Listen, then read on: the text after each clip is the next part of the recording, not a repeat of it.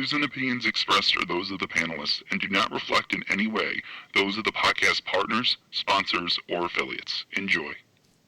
Hi, this is Michael Buffer, and you're listening to the Voice of the People. Let's get ready for Boxing Voice. You know the saying, stay hungry, stay humble. BoxingVoice.com. I'm humble in defeat, and I'm going to remain humble in victory. This is it, right? Dolly Beyonce Productions. I just wanted to put on a great boxing masterclass and also show the sweet science of this lovely sport. Man, the first time was so nice, I had to do it twice.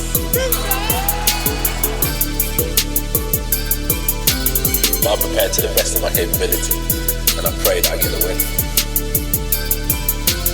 Look at it, like, I love Mike Tyson, how he came into the game on some different kind of vibe. You know what I mean? But it takes a crazy man to want to fight, you know what I mean, day in, day out. It's a hardcore sport, as you said, no silk shoes. Ain't no other sight in the game to see the boxing voice. Good morning, TBV. Welcome back, ladies and gentlemen, to another morning edition with the Boxing Voice Radio. It is Wednesday morning, July 15th. We're scheduled to have Chris Congo from the United Kingdom on the show at 9:30, 2:30 UK time. And we're going to be talking some boxing. Got a little UK kind of topic, even though he is an international boxing star. We're talking none other than Anthony Joshua and his scheduled fight with Kubrat Pulev that seems to just be drawing out. Like, damn, if we haven't heard that this fight was happening forever. It feels like almost a year and still nothing solid, but a great idea has surfaced. They got multiple, right? So they're assuming, or rather, they're saying that maybe there's a possibility this happens in a castle. Yeah, the castle with like dragons and kings. But the even better idea, the amazing idea that, they stole from me, they did, is hosting this on a boat. Now, boat isn't the right word. A ship, a yacht, or should I say, the proposed, and I quote, Freedom Island that has been speculated for many, many years. Since the early 1920s, people have speculated of creating what is already a proposed island being dubbed as the Freedom Island in international waters that can house up to 50,000 rich folk that want to hide from paying taxes by living on international waters, right? So, look, a lot can take place on international waters, too. This isn't just about putting Anthony Joshua on a boat.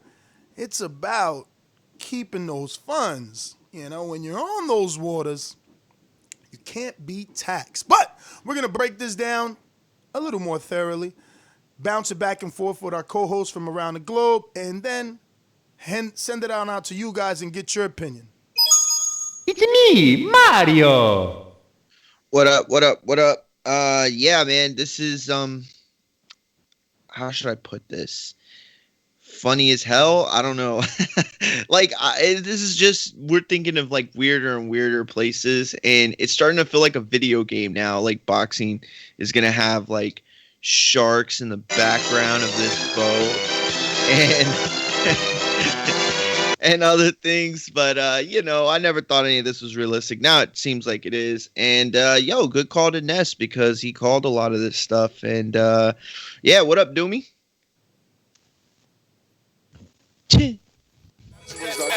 I'm the most brutal and most vicious and most ruthless champion there's ever been. There's no one to stop me. Lynch is a conqueror. No, I'm Alexander. He's no Alexander. I'm the best ever. There's never been anybody like me. I'm Sonny Liston. I'm Jack Dempsey. There's no one like me. I'm from their claw. There's no one that can match. Chip. Good morning. Yeah, man. Yeah, Ness is Mystic Ness over there calling all this stuff. It looks kind of crazy though, man. A boat. First thing that came to my head is balance, How the hell am I gonna, be balancing on the boat if I'm getting seasick while I'm throwing my punches? But You know, I'm with it. I'm with it. I prefer the castle. You know, I'd go with the, winter is coming sort of thing. I could see, the entrances and everything else. Pretty sure that there's a lot of space around the castle. So, a lot of interesting ideas by your mans in them. So yeah, let's talk about it. Let's talk about fighting on a boat.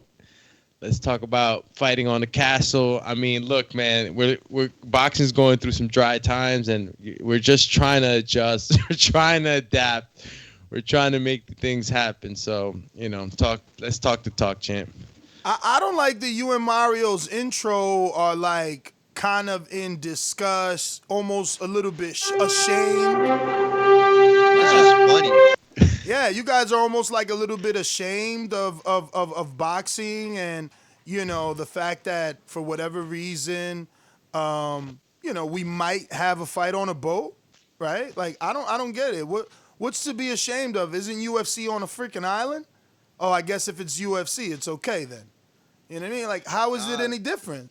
Isn't UFC being innovative and doing new things, but now boxing does it and you play a circus soundbite? I love it. I like wrestling already. I get all that, kind of weird stuff from there. So, like, with boxing, like, I just want to see what happens inside the ring. And to me, it's like we're thinking of these, like, funnier and funnier places. Like, the backyard is funny. I mean, do I think it's cool? Yes, but it's still, like, a silly idea. It's necessary, though. So, like, I'm not going to hate on the fact that it might be necessary to do it on a boat. I just don't think that's the smartest idea. Listen, number one, if you read some of the articles out there, the producer said it as well. The O2 seems like the most likely place anyway. And that makes sense. And then you got, the Croatia place, right? The Colosseum. And that seems cool. But these all seem like marketing tools. Like, Anthony Joshua is the draw, okay? And him fighting the winner of Wilder Fury is the draw. Nothing makes it bigger than that. We could have, the whole Game of Thrones cast walk them out and then have sex around the ring while they fight for 12 rounds. And that is not going to be any more better than watching AJ versus the winner of Fury Wilder. So... And I'm not trying to clown. Let me just add this, right? I obviously, I did my little international waters research this morning, so it's not thorough. It's fresh though. But from what I seen, you can't be taxed on international waters. Now, maybe you guys can find what? Exactly. Maybe you guys can find an article that says when they float back, they will get taxed. But if not, so I'm gonna live out there for all my life. You coming to me? No. You dropping off the food? You dropping off? No, a lot happens on international waters, and you are exempt from a lot. I'm telling you, like it's like a huge thing. Like ships are even dumping on international waters because they can't get in trouble. Like it's bigger than you think. So again, I don't know if. Whatever you made, I even looked up the Aquasino that I've been on because I've been on international waters on an Aquasino, and this is when I originally brought up this idea. They stole it from me. It's okay. I'm a Gemini. I say that often. But when I went to Miami, I boarded a boat. We were not allowed to gamble. The casino tables, blackjack, everything had like covers and locks on it. But the minute we sailed 12 miles out of the coast and we were in international waters, the gambling began. No license needed, none of that. So I'm just saying, I tried to see if Aquasinos get taxed on the way back. Obviously not enough time to find anything, but hopefully Mario is not just looking at his computer screen and trying to find a counter argument to this, because if I'm AJ and I'm being offered 20, 30, 50, 40, 12 million, it's 100%. It's not like America where you make 12, they taking 40%. Let's remember that. Like, dog, taxes is a big deal. And then you got to think about everybody that's on the boat to watch the fight. When they gamble, if they wager big, right? if you're a boxing fan that's rich, because again, the Castle's an elite venue too. It's only 1,000 people. You guys didn't catch that. Only 1,000 people could go to the Castle. So, you talking about like the princes and shit going on? Exactly. So now, if you're on and a boat is a horrible word, a ship. A gigantic yacht. One of Khalid's, probably one of the princes, got a real Have you ever been on one of those before? I have not, but I've been on an Aquasino. Yeah, I've been on an Aquasino, which is a huge boat to facilitate hundreds of people to gamble for hours. I just wanted to know if you had that firsthand experience, because I don't. Well, hell no. I never been on a freaking yacht that belongs to a prince, but I definitely got on an Aquasino that left from Miami. I'm not white either. I was like, you know what I mean? So, we went to Fiesta, Texas for our vacation. That was like the biggest place we went. So, yeah, I'm just saying, man. Do you think the tax incentives? Because these people are rich, right? The people that are gonna come see the 1,000 people. You know, even Eddie. Isn't it better for Eddie? You know, doesn't he get to keep more money? Yo, Pulev. You think Pulev wants to fight on a boat? Like, I mean, is it really up to him in these times? If they're offering you a check. You know what I mean? And then they're not talking about a reduced check. You gonna start arguing? Well, you know what? I mean, yeah, you're right. The check needs to be there, and obviously AJ is the A side, and these are the things that usually the A side, I guess, gets in the negotiations, right? Listen, if you're Pulev, you would be a fool to ruin this, because this is setting. This is historical. If AJ fights on a yacht, a ship, it's historical. You talked about balance, bro. On a ship. Has it ever been done? Think about freighting shippers. So. Really? Think you about. Never know, man. What you mean? What you mean? It has been done. You guys are so fickle, fake boxing fans. Oh yeah. You know what? They used to do it in the early. My grandpa used to century, fight in the Navy on the boat. I thought he was in sync with me, bro. Leonardo did this a long time ago. Jack was fighting on the ship in Titanic. What are you talking about? I saw that documentary. Jack was fighting downstairs with the common folk. What you talking about? Nah, they were fighting. But let me tell you this though, okay? And this is my only thing, because Doomy put it in my head. If they're not gonna pull up to a dock and dock somewhere, which takes away the whole international waters mystique, then they're gonna be in international waters on perhaps this choppy day, and the boat's just like, you know what I'm saying? Like, yo, you're going to go to throw a jab, and then all of a sudden you're thrown into a left hand and get knocked out. Like, Joshua had a hard time keeping his legs in the first Ruiz fight, and that wasn't even on the boat. Low blow. But listen, Mario, think about a Carnival cruise ship, right? That they got actually... they got man-made wave pools in there, and you can go surfing like in a 20-foot pool. It's a consistent one wave. Like, dog, you don't feel choppiness. Like, come on. All right, listen. That's why I asked if you had that experience, because I don't. I mean, I'm sure there's dozens of that callers. A big boat like that wouldn't, but at the same time, I mean, it's water, bro. Like, how do you not? Because people take seasick medicine on those cruises. Yeah. So like, why would you take it if the boat's not a rocking and you're not coming knocking? Well, because some people get queasy. Some people get queasy for sure. But like, looking at the water and stuff, right? Hell yeah. Did y'all see the link I sent y'all? No, but I do see these super chats. Alexander Wilson says, college b-ball played games on Navy warships before. True that. I seen that in Cali. North Carolina played Michigan State in 2011 on a warship, and they had over 8,000 in attendance. I love it. I love it when people like the idea, bro. Come on, guys. Come on. All right, so let's go to Michael Buffor. Says image. Okay, I'm gonna say it's Imagine, right? Image AJ is about knock out Pulev on ship. Then a wave comes in and pushes AJ on a rope. And Pulev knocks him out. Laughing emoji. That's exactly where my mind went with it. Yeah, it's exactly what I was thinking, bro. Bro, imagine all of a sudden off the ropes, wrestle style. Yo, y'all gotta check out the Freedom Ship, yo. Check out the Freedom Ship. Nah, no bull though. I remember I was in Cali. I forget where I was exactly. I don't know if I was in San Diego, but I remember there was a naval ship and people were playing basketball on it. And my Cali bros at the time were telling me like, yeah, man, they hold games there all the time. They play there, college, this, that, and third. And I was like, oh, okay. But I mean, if it's a dock ship, I would imagine, things are not moving and stuff like that. And the army got ships, bro. You know the army got ships that planes take off of and everything, bro. Like that. What are you talking about? This water movement? You don't think the technology has taken care of that?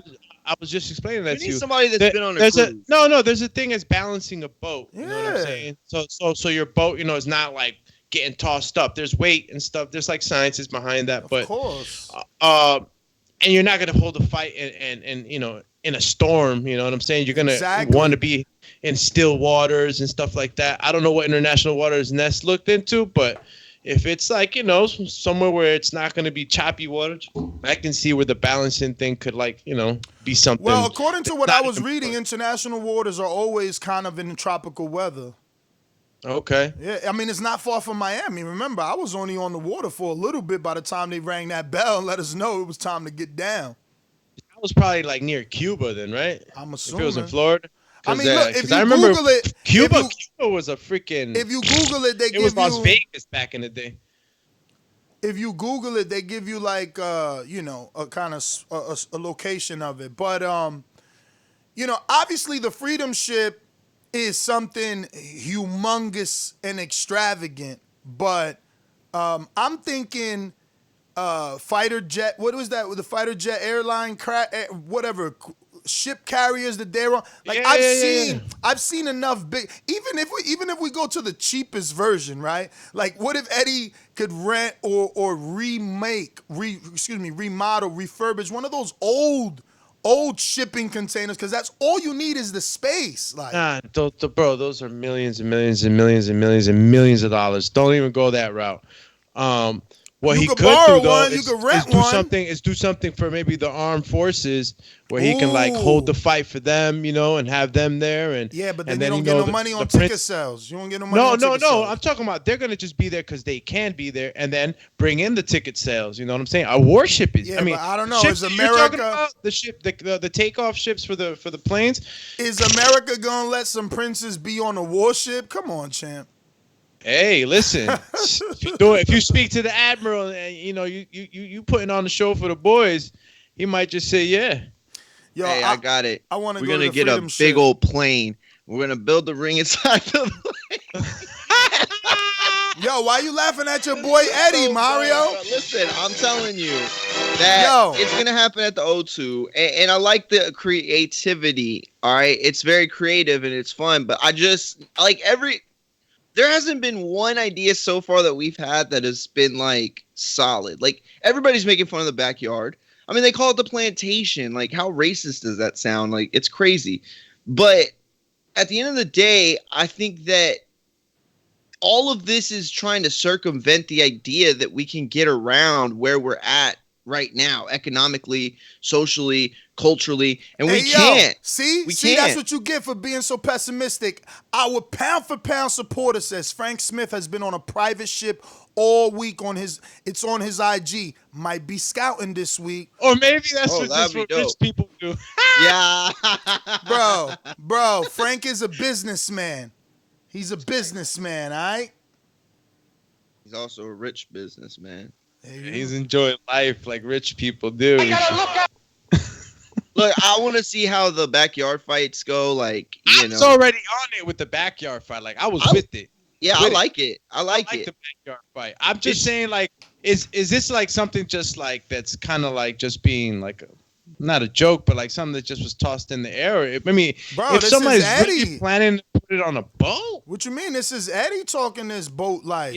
But I'm not gonna trip though because I was reading somebody said it in the chat that it's a gimmick and they're like trying to copy off Fight Island. But I'm not gonna hate Fight Island. Listen. It was a gimmick, but ultimately it just ended up being another place. Like, it really wasn't anything special. It was just another place, Real, like, you know what I'm saying? But and it's so the intrigue, the fact that it was exactly. an island. Listen, it they brought did eyeballs. 1.3 million buys, Ness. Exactly. So yeah, you're right. I think that there were a lot of casuals at home, like, yo, they're gonna fight on an island with swords, and I think at some point pirates are gonna come in. I don't know, but and then, you know what I mean? Like, they bought it. Who cares? They bought it. And that's ultimately what you care about. So I guess, you know, if you got it on a boat, people will be like, man, I want to see people fight on a boat.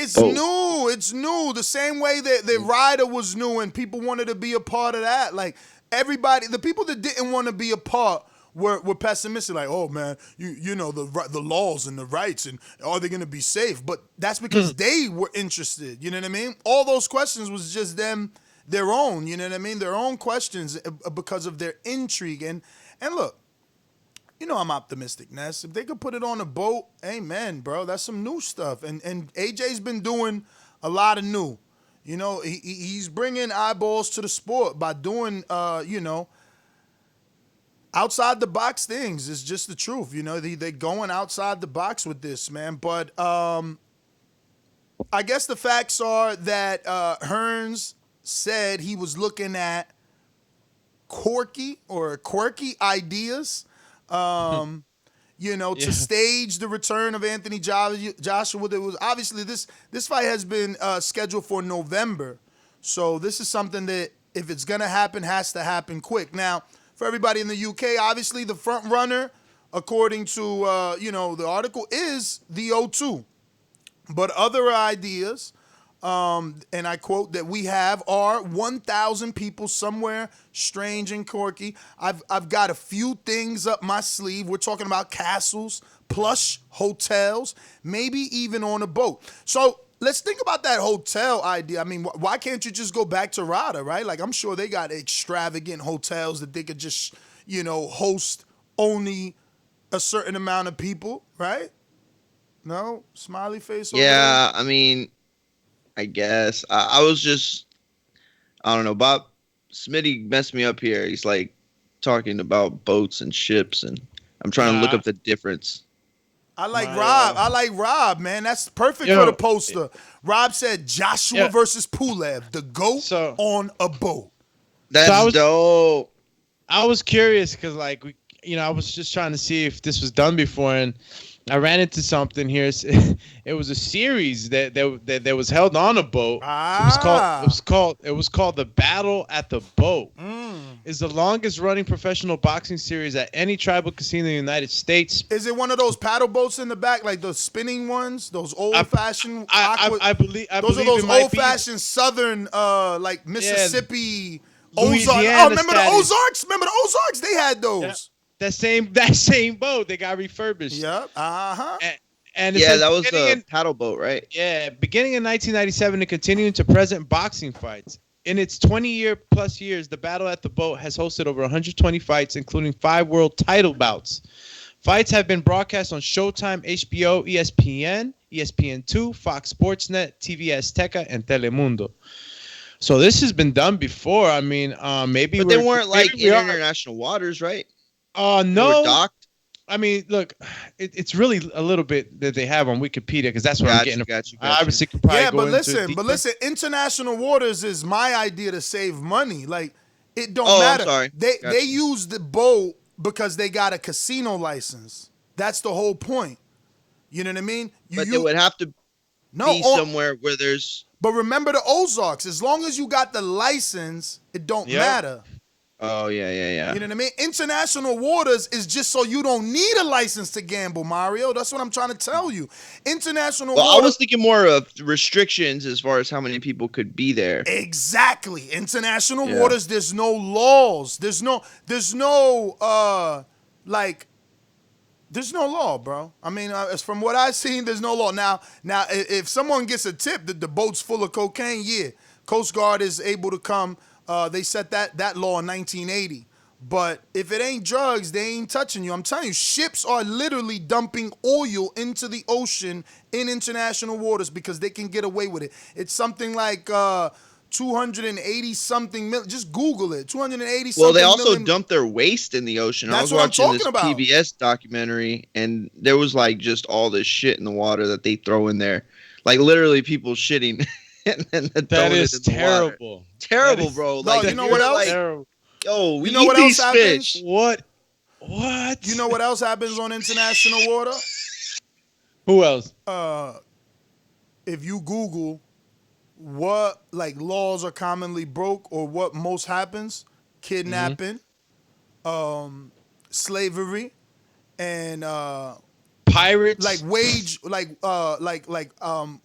slavery too. You know what I mean? Like they're underpaying the crew members, and because they're on a ship, like those labor laws really aren't in place, if that makes sense. But yeah, you gotta Google. It's crazy, man. It's the wild, wild west in the ocean. Yeah, that's that maritime law.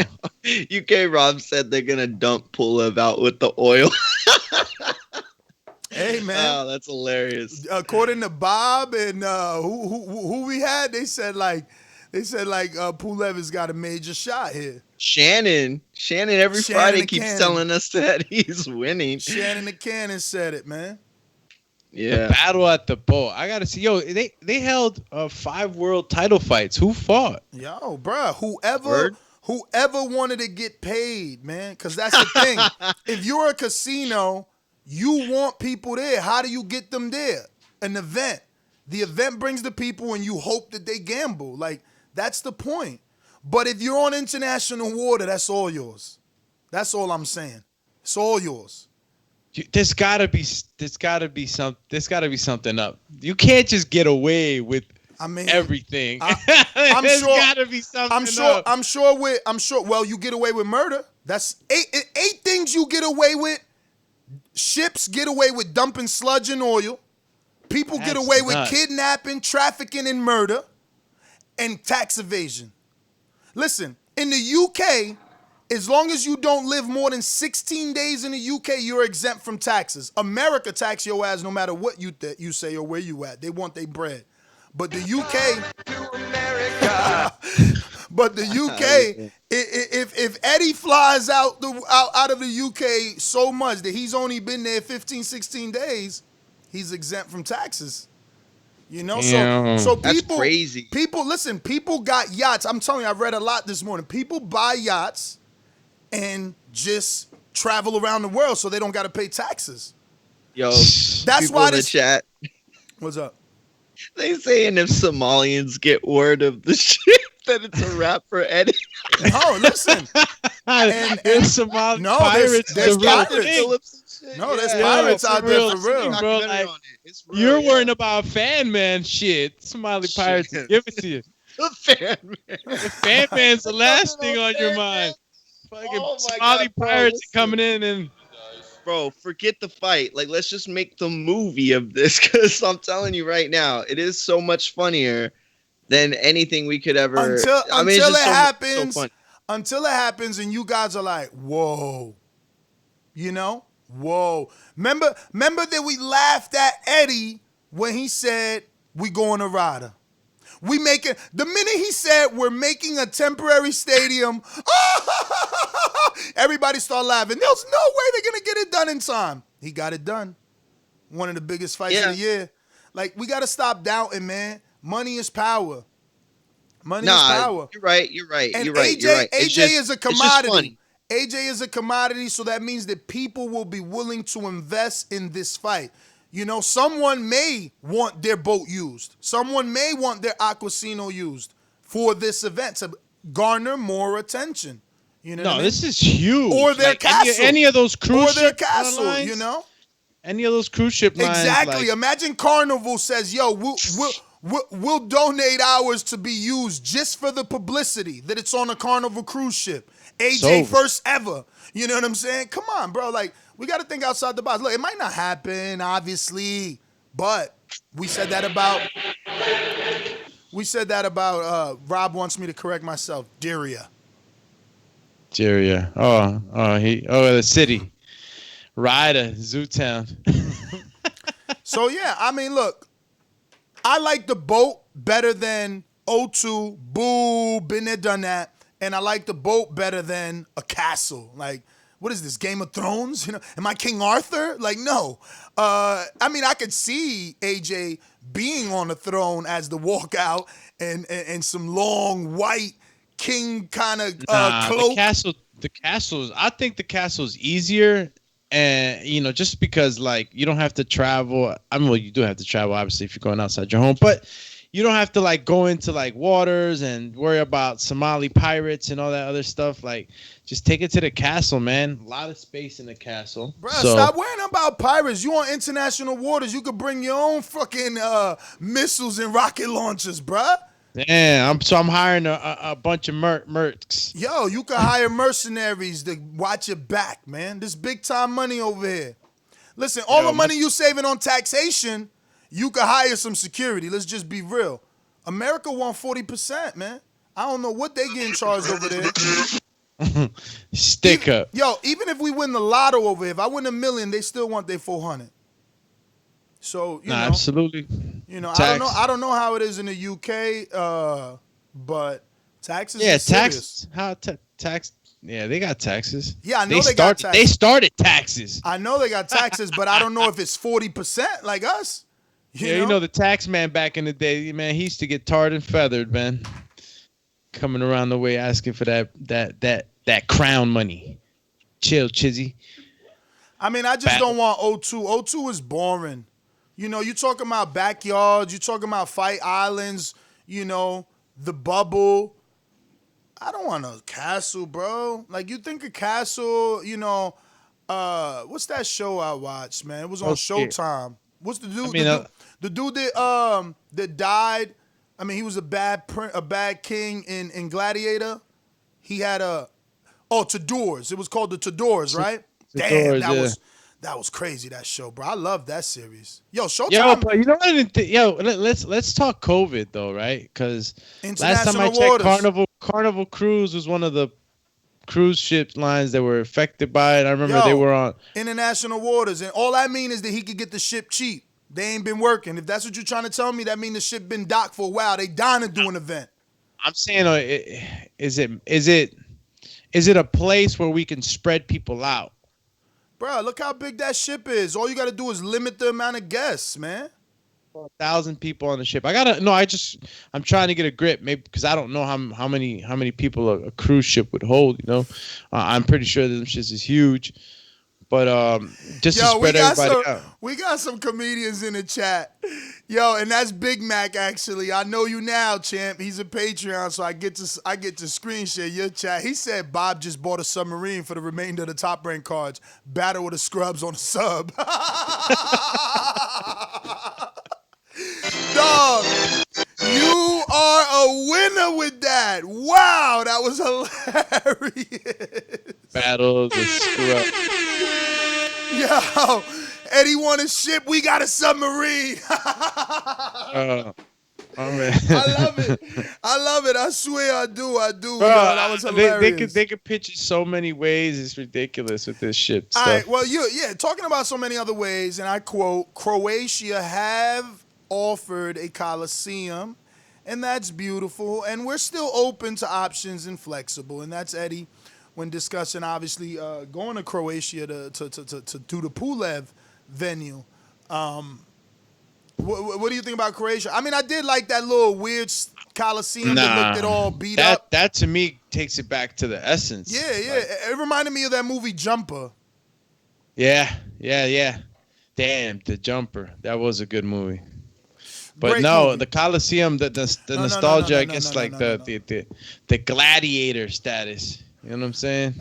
That was a great movie, FYI. I don't know why they haven't made a sequel. They wildin'. Just saying.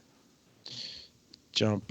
Yo, I got so many laughing emojis on the on the chat. Hey, come on now. It can happen, man. Hey, what happened? Yo, it's good. That Colosseum is like Gladiator, Mitty. It's all in crumbles and ruins. I don't know how they would get it off. It seems small enough to only house a certain amount of people. It is open air, though. You know, it's not covered. But that's good, isn't it, for COVID? And all that? I mean, I'm sure they'll put a cover over the ring. You know, extend the ring poles or outside of the ring and kind of canopy it. They did that in Thriller in Manila, right? Well, they did it. They did it Rumble in the Jungle. They did it in their area, according to Rob. Area. All How? right. Why did I think it was Rada Nah, because that's the other city. or where the airport is? Maybe. Yeah, maybe it was that. But no, that's another city. Damn, Gladiator 2 coming out. That's Never. That can't be true. Never. Can't be He true. died, bro. He died. And they burned his family. So His son died. That's why he was wilding. Oh, unless your man at the end. What was my man's name? Who? His friend. Who? Damn, man. The one that took the statues. I forget the actor's name. I'll get it. But anyways, they said do it in the Colosseum. Man, F that. Do it in the Vatican. The Pope loves boxing. Oh, snap. Deontay Wilder just took a trip down there with Moto, right? Yeah. Yeah, nah, listen, man. This could get all hilarious, all kinds of hilarious. But if Eddie really said on a boat, and he really said the castle, I'm not gonna put it past him. I mean, look, I always refer to the Logan Paul thing because like a lot of people were like against it, and I was one of them, and it's kind of clowning the situation. But that thing ended up making money. Exactly, man. People didn't think that was real, and then it came true. So it's like, I mean, Eddie's been showing you, man, that he's innovative. Now, laws going into the international waters and stuff like that. I don't know about that. That I guess is an idea to try to save money and stuff like that on their end. But I mean, at the end of the day, like you don't want to be going into internet. Yeah, I just don't see that happening. I see it happening more like in a docked ship somewhere in England. Imagine even one of those old school British ships with the sails. Imagine like some crazy stuff like that, like taking it back, fighting on the ship. But like, I think that it could happen, something closer to land, and somewhere they could get to a hospital if need be. You know what I'm saying? I mean, I'm pretty sure they could get a surgeon. Come on, man. At fights, you got medics, EMTs there. You could have a doctor on a boat, or in a castle. But let me show you what the O2 looks like, because Rob is like, oh, you can't call the O2 boring.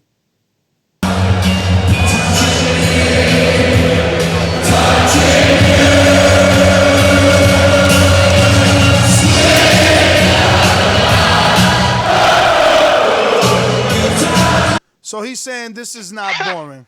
Gay! Exactly. Like, all I'm saying is boring in the sense that, like, we've been there, done that. We got this already. A boat sounds new. Castle sounds new. You know what I mean?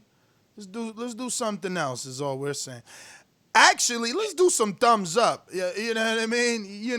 We got to open up the phone lines, but before we do that, we got to at least get the 250 thumbs up. I mean, you guys got us on only 50. That's just levels of disrespect that are beyond, even the comprehension of myself, all right? I don't understand how you could be here day in, day out, so early and not hit that thumbs up button. It's just like, whoa. Let's go, champ.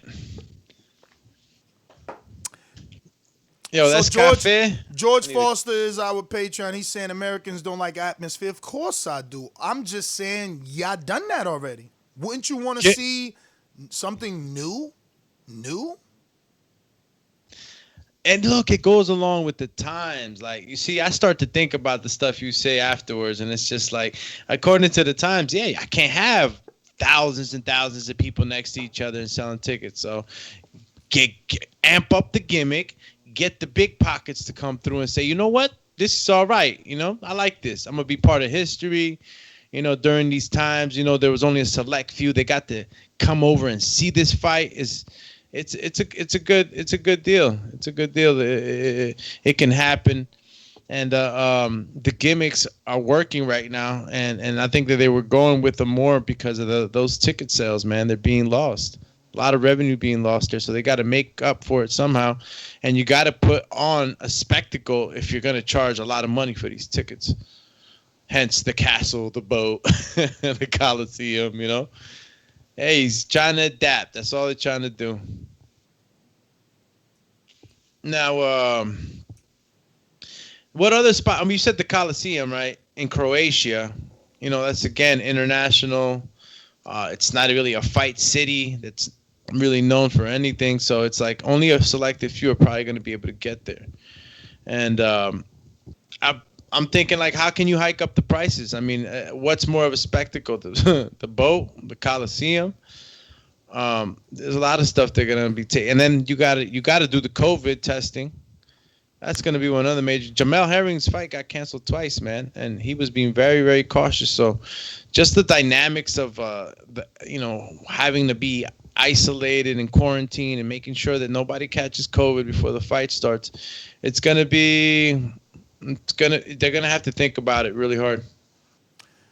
Yeah, I mean, but look, they're gonna have to put those precautions into play for whatever venue they decide, whether it's a boat, a castle, the O2, a Coliseum.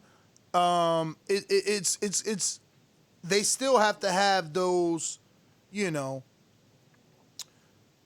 I was trying to get Frank, but he's in a meeting, man. But he did say, I asked for a quote at least on AJ fighting on the boat, and he says it's an exciting opportunity.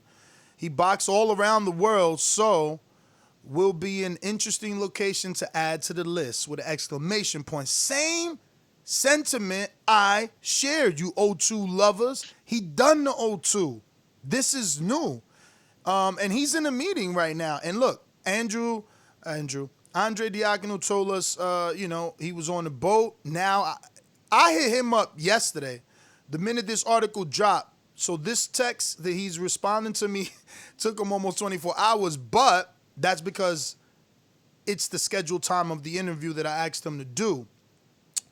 That being said, so it's just coincidental that he happens to be in the meeting when we're talking about him being, we're talking about AJ fighting possibly on a boat, and he's on a boat all throughout his IG. Just saying, but I do thank Frank Smith for at least sending us that quote.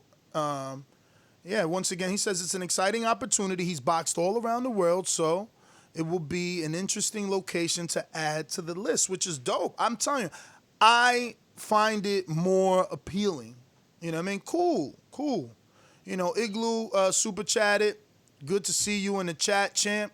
Salute. Man, great to see you in the chat. Yeah, he's a doctor, and I'm assuming you were on the front line, so... And you're in Florida. Word. And you're in Florida where it's serious. So shout out to you for still, protecting the many, many citizens of Florida. That being said, his super chat was not going to lie. I love when Sweet Caroline comes on. I mean, it makes you sing. Can't deny that. Okay, yeah, it's contagious. It's contagious. Yeah. Hey, Chris Congo, is he coming on at 10:30, 9:30? Yeah. I said 9:30 by accident. It's 10:30, I think. But he'll be on when Mitty gets on. They'll both be on, snap, Coach Mitty. Yeah, Mitty cleared the sketch so that he could be part of the Chris Congo show. Coach Mitty. Yes, Mr. Save the UK. No, listen, guys. Listen, I'd rather my friend. What was the guy?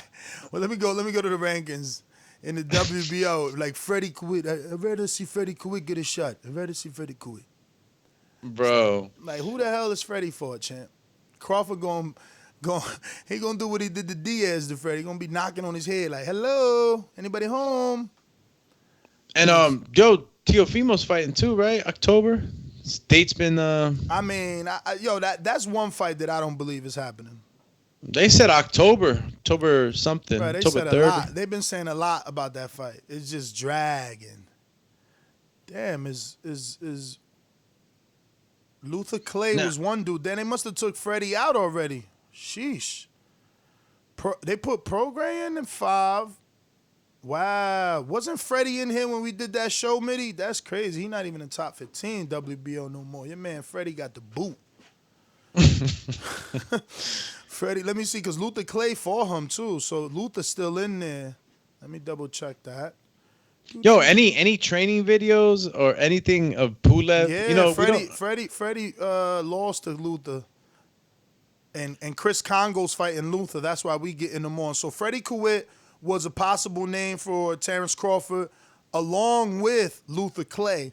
But now Luther Clay is going to be facing Chris Congo, who's not even in those rankings, so he's trying to cut his way. Now, obviously, Luther Clay, Chris Congo, and even Freddie Kouit are the last names on the list when it comes to facing a Terrence Crawford because, you know, they're ranked 10. But when you go down the line, they become more realistic because Danny, who's number 1 in the WBO, is also the mandatory for the WBC, and he's got an opportunity at 2 belts, so we know he's not fighting Terrence. Virgil is scheduled with Vargas. We know he's not fighting Terrence. Mikey's still waiting for Pacquiao, and we know he's not fighting Terrence anyway. Hooker trains with him, can't fight Terrence. Regis didn't want to fight Hooker at 44, so he ain't fighting Terrence at 47. Nobody in the world knows Mika Sonaya or Sonena. Yep, Sonena. So he don't deserve a shot. We don't know him at all. He's never. No one's heard of him. Not even his mom knows him. What was his name? Sonena. Let's see what country he's from. Shonena. It gotta be murder in that. It is Shonena, dog. It is. I bet you I put Jeffrey on the case. It's Mika Shonena. Watch. Put Jeffrey on the case. Mika Shonena. You know, and he's white. Jeffrey's white, so he ain't gonna say Shonena. But Nena is Nena. Hey, Jeffrey is a robot. Jeffrey's white, bro. You don't hear Jeffrey? He's white. He's nice. Jeffrey's a robot. You ain't hear the radio static? Bro, Jeffrey's a white robot. His parents are white robots. Oh, he's stainless steel. Dog. Siri and Argentina don't sound like Siri. What are you talking about? You could put a Spanish computer. You didn't know that? Put it on your phone. You could put probably the one from Honduras. Este es Google. ¿Qué tú quieres? Maje. Yo, so it looks like my man might be from Nimbia. Damn, that sounds like something out of Dragon Ball Z. I mean, I'm assuming that's Africa, right? So like, come on, bro. He don't deserve a shot, bro. You know what I mean? And then next, Castillo Clayton.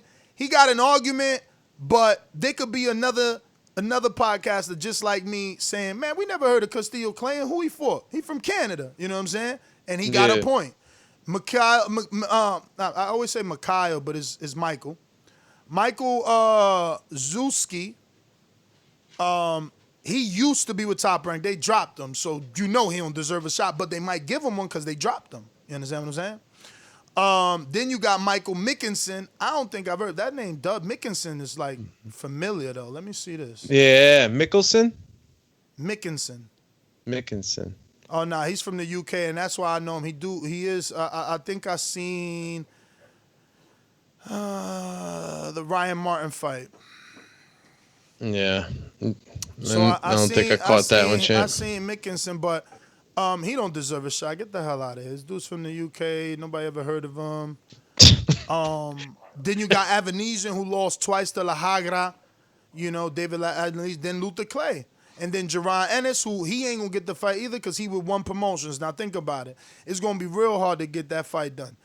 Cameron Duncan is what David McWaters is now, right? Like David McWaters is that hot manager that brings dozens of fighters to Top Rank. That's what Cameron Duncan was. He brought Mikey, Terrence, just so many names, bro, to Top Rank back, 6-7 years ago.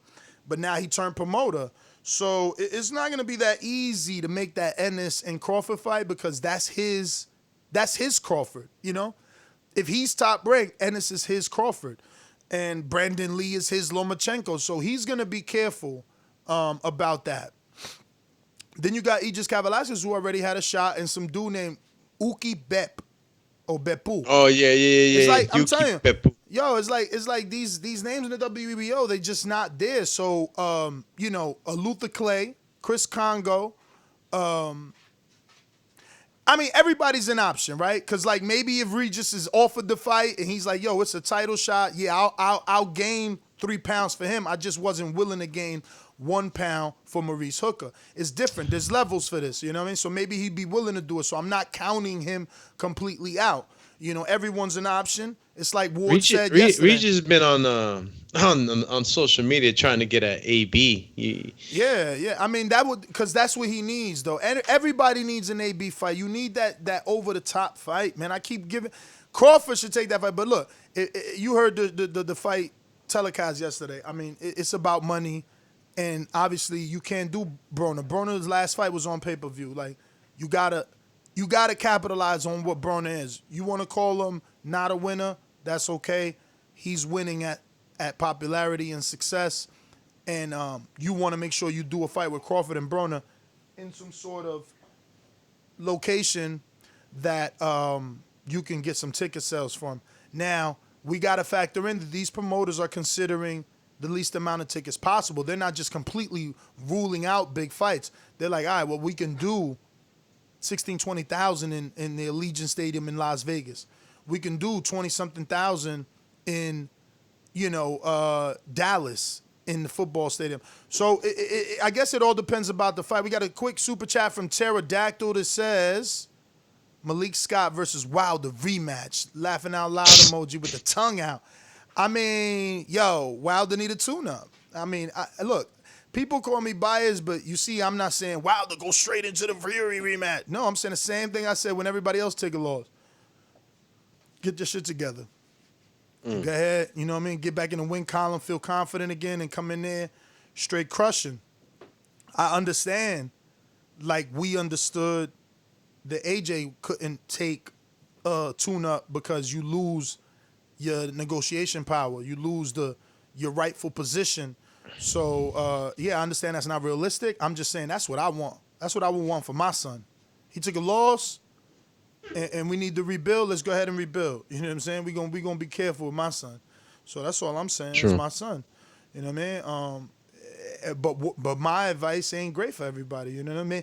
Maybe look, it's so much has come out that we don't even know. Maybe he was zapped. Maybe the energy was zapped. Because everybody agrees with that. He just ain't look right. And I'm not talking fans. I'm talking about the fighters that we interview. The coaches, they say, he didn't look right after the first round. So we'll see, man. We talking Joshua Pulev, though. That's how appealing that boy Wilder is. They can't help but talk about him. I want to talk about Joshua Pulev, Croatia, the Gladiator Stadium, the boat, putting it on a yacht, back in the 02, or the castle with Khaleesi's dragons flying around the top. You know what I mean?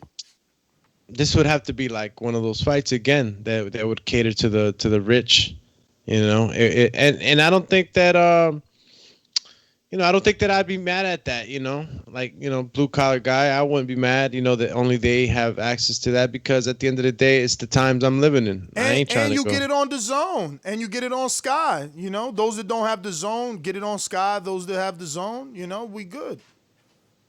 Yeah, it's still going to be telecast. We're still going to get to see it. We don't have to pay any extra money. I'm not getting sick. I'm at home. So, yeah, make it a spectacle. I want to be entertained. I want it to look – I want it to be memorable, And if I can't be there and only the rich guys can, shit, make it a super show, Bring out the fireworks, do all that so that when I'm in my couch on the TV, I'm having fun. And, this is the times, bro. Spectacles and things like this are gonna work. And people are going to be interested to watch these things. Oh, hell yeah, George. George saying it as a joke. I'll take Wilder versus Allen. He'll be putting Dave Allen's head in Eddie or Barry's lap. Is that the Rhino he's talking about? Yeah. Because he thinks it's a joke. He thinks he's degrading Wilder by saying he should get in there with Allen. Listen, for the people that are of the mindset that Wilder needs a tune-up, Allen is that. Yeah, I guess. I mean, Allen doesn't do too much. I guess he gets some rounds in or whatever. But listen, if you took Allen realistically as an option for a tune-up, all he is a confidence builder. He's not getting you ready for Fury. He's not checking if your chin is still there. He's doing nothing but giving you confidence that you still can hit someone and they can get knocked out. You need to remember that. know, he's like Tyson Fury's Panea, or what was the guy he fought when he first came back? Francisco Pania. Piñeta. Yeah, Or Piñeta. Piñeta. Some crazy. You be remembering No, I these butcher names. them Man. names. I butcher names though. I remembered it, but I butchered it. But it's something like Piñeta or something like that. You know, that's one what was it like was. Michael Cefara, the other one was like Francisco Piñeta, and then he got some Deontay Wilder in his life.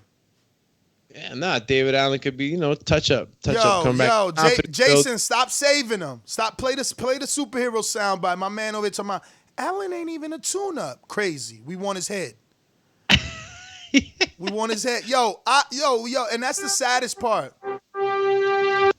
Years ago, man, I said, yo, when Eddie said, oh, let him fight Chisora and Dylan Allen, Dillian White to build his name. I'm like, yeah, $5 million for Chisora? Easy work. Ooh. Easy work.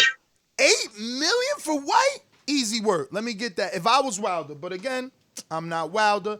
And he ended up being right? He told us, no, I'm not fighting Chisora. That does nothing for me. I'm not fighting White. Let White wait. It does nothing for me. 8 and 5 only equals 13. He made allegedly 25 plus pay-per-view back end. So, he still was smarter than us. Plus, you got to remember, Showtime allegedly gave him a big check. I won't say the number 20 million because, a lot of UK fans get upset that Showtime possibly gave him the 20 to match the 20 that Dazn was giving him for the Brazil fight. So we'll just say they gave him a big check. So, the thing is that even though we wanted him to take those fights and he was being overpaid for those fights, it was like, why fight twice when I could fight once and make the same amount? But then there's the argument that when you fought Fury the first time on paper, y'all both only got 4. So did you really make the 12 that you was offered to fight Chisora and Dillian? You got offered 8 for Dillian, 5 for Chisora, like, you know what I mean? But then Wilder got the argument is like, yo, yeah, but I fought Fury, which was a more appealing fight, more intriguing. For the fight fans, it was more even than me and Chisora would have been. And, we made $4 million guaranteed plus pay-per-view upside. And then it only made the rematch bigger where we made 25. So overall, he still was right. You know what I mean? You got when you get in 25 for one fight, it's just like, you know what I mean? You can't really get mad. Yo, real quick. Pterodactyl says Wilder doesn't like jogging. That's why he's looked zapped. I don't know, LOL. Yeah, but we had Cassius Chaney on yesterday that said Fury don't run. That he said he jogs and walks, which was so reassuring to me. I got so happy because I hate running. I do get my little power walk in whenever I'm trying to lose weight and running. Like when I do my runs. Being that big and that heavy, running a lot is not good for you. I mean, just do it. Do it to, build your legs up. I couldn't believe when Cassius Chaney said that. I'm just like, damn, how does that man have that type of stamina and he don't run? But it was also reassuring to hear him say, nah, he spars a lot. And that's what I tell my coach, man. But my coach don't like me to spar as much as I want to spar. I mean, it's not that he don't like me to spar as much as I want to spar. He's just not there as much as I was there. So I couldn't spar as much as I wanted. But I believe that is the key, especially for me. To be comfortable in the ring, I think you need to be in the ring. Like running and hitting the bag doesn't stimulate the ring. So it's just really good to hear that Fury doesn't do, all this heavy running and Fury does a lot of sparring because those were just things that I had in my own head as, ways for me to be better when I'm in the ring, me to have more stamina. I thought that those little tweaks in myself would have given me more stamina.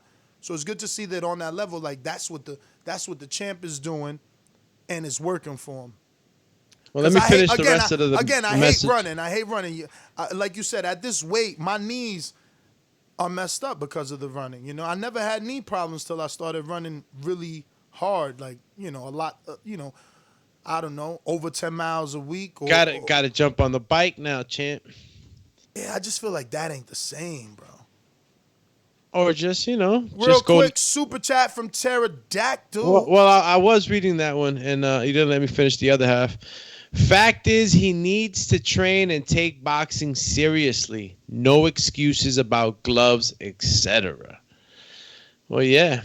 It's true, man. He has to run. He I has hear to you. do the right thing. Listen. The fact that he doesn't run has been out there. It says we see Fury jog all the time. Those lies. No, he said we see Fury jog all the time. Though lies.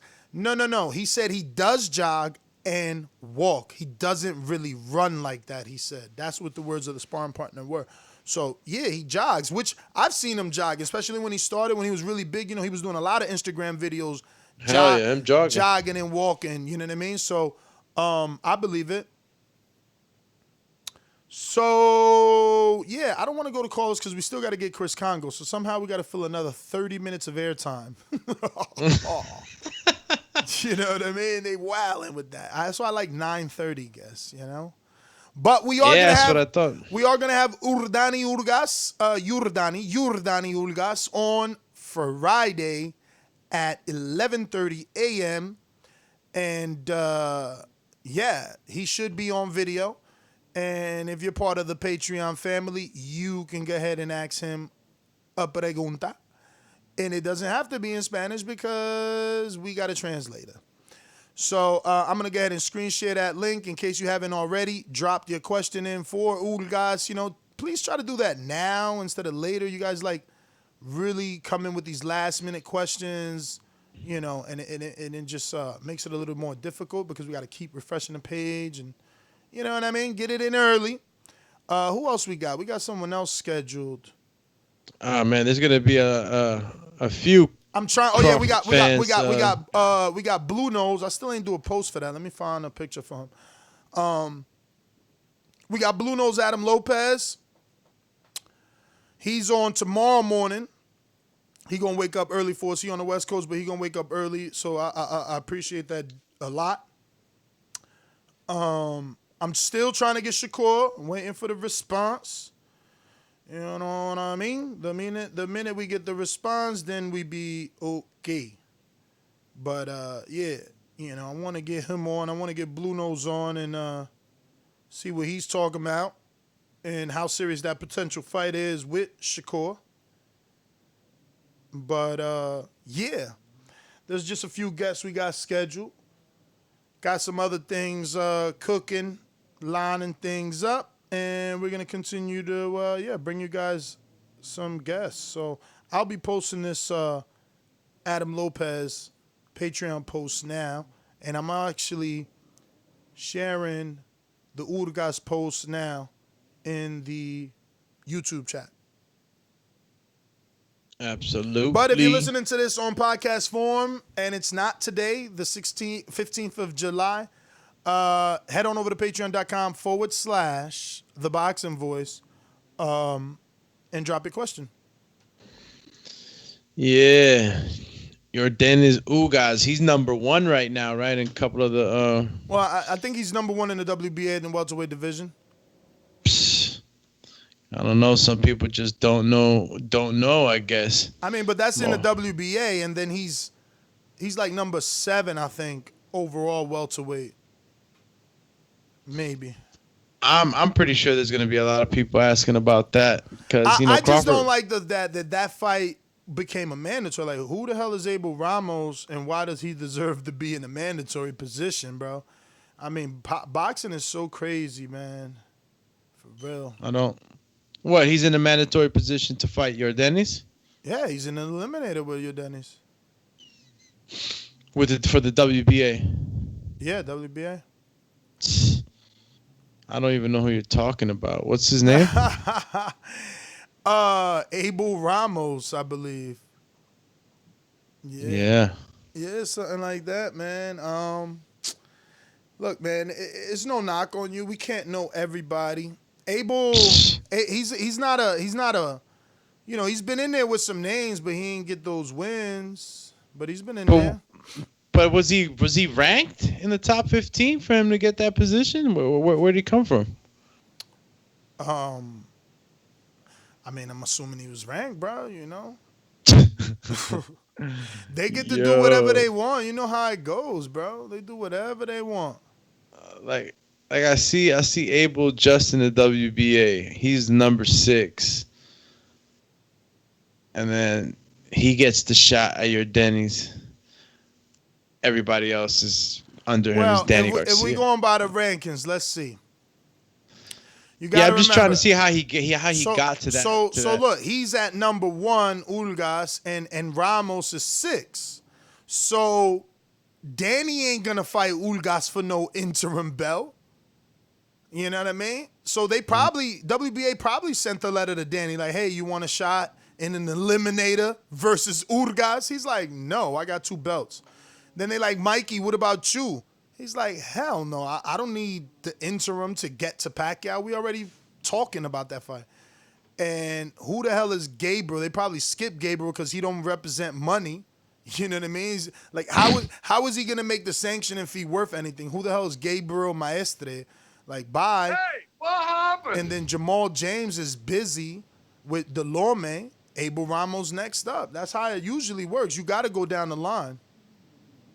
I see now. I see. So they went down the list. They went down the list. We got a super chat from Pterodactyl. Again, he says, as a champion, not training, not learning fundamentals, and fight 29 resume, what makes Wilder so great? Real talk. He's entertaining. I get it. I like him, but as a student of boxing, Wilder's not the one. But doesn't that make him more intriguing that he's not traditional and look at where he's at?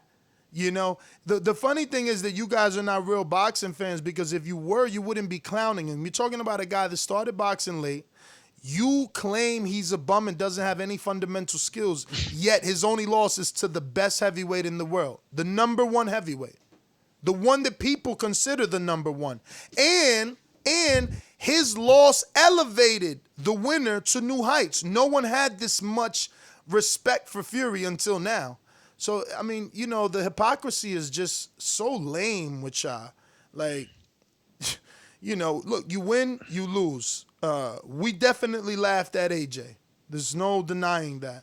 But AJ lost to a 15-1 underdog. It is not the same. Like, you guys have to understand, it's not the same comic value there.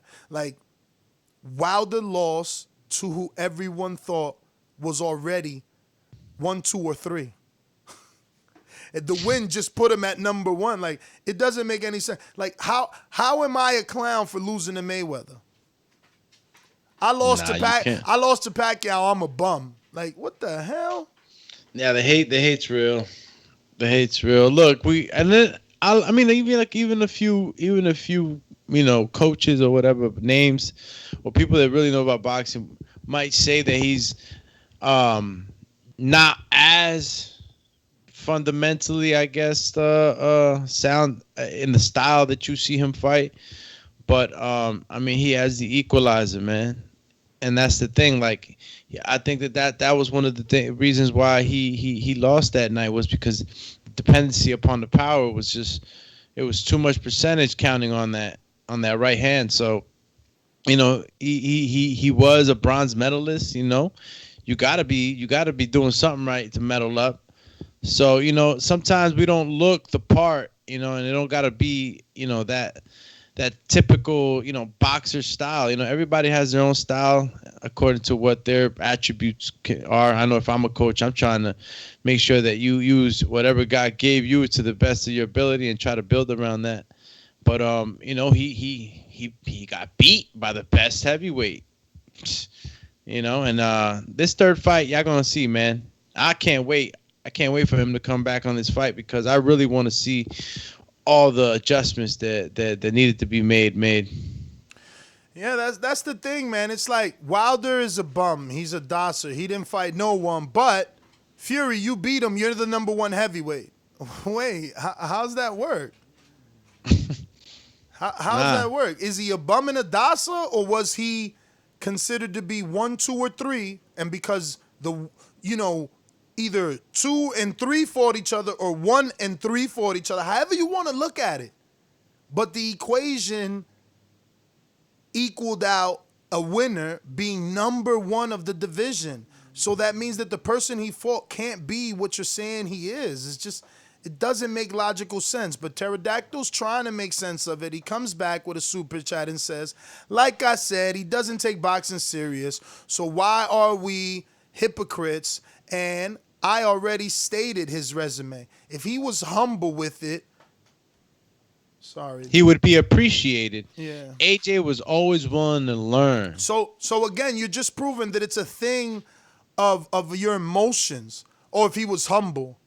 So now you can't win and be happy, be proud of your accomplishments. You can't do what we ask fighters to do. You can't promote. Don't promote. It's not fair for you to say you the baddest man on the planet. It's not cool for you to say that you knock every man out. It ain't fair for you to say that every man's going to the hospital. That's not fair. You gotta be humble like AJ. Come on, guys. Like, stop it. It sounds so corny. Everybody is different. We're individuals for a reason. And again, AJ right now got Pulev problems, man. He got Pulev problems that I don't think we're talking about it enough on how this fight can really upset things right now. Yeah, it can happen on the boat, Colosseum, wherever it may be, man. I think Pulev's training really, really hard for this fight, man. And he has the reach, he has the power. And you gotta ask yourself, AJ's he went through that first L with Andy, and I think that did something to him, And even though he put on a masterclass or whatnot, him boxing in the back foot, being a heavyweight and having legs to do that for the whole fight, I saw him not scared, but like I saw that he was being very, very careful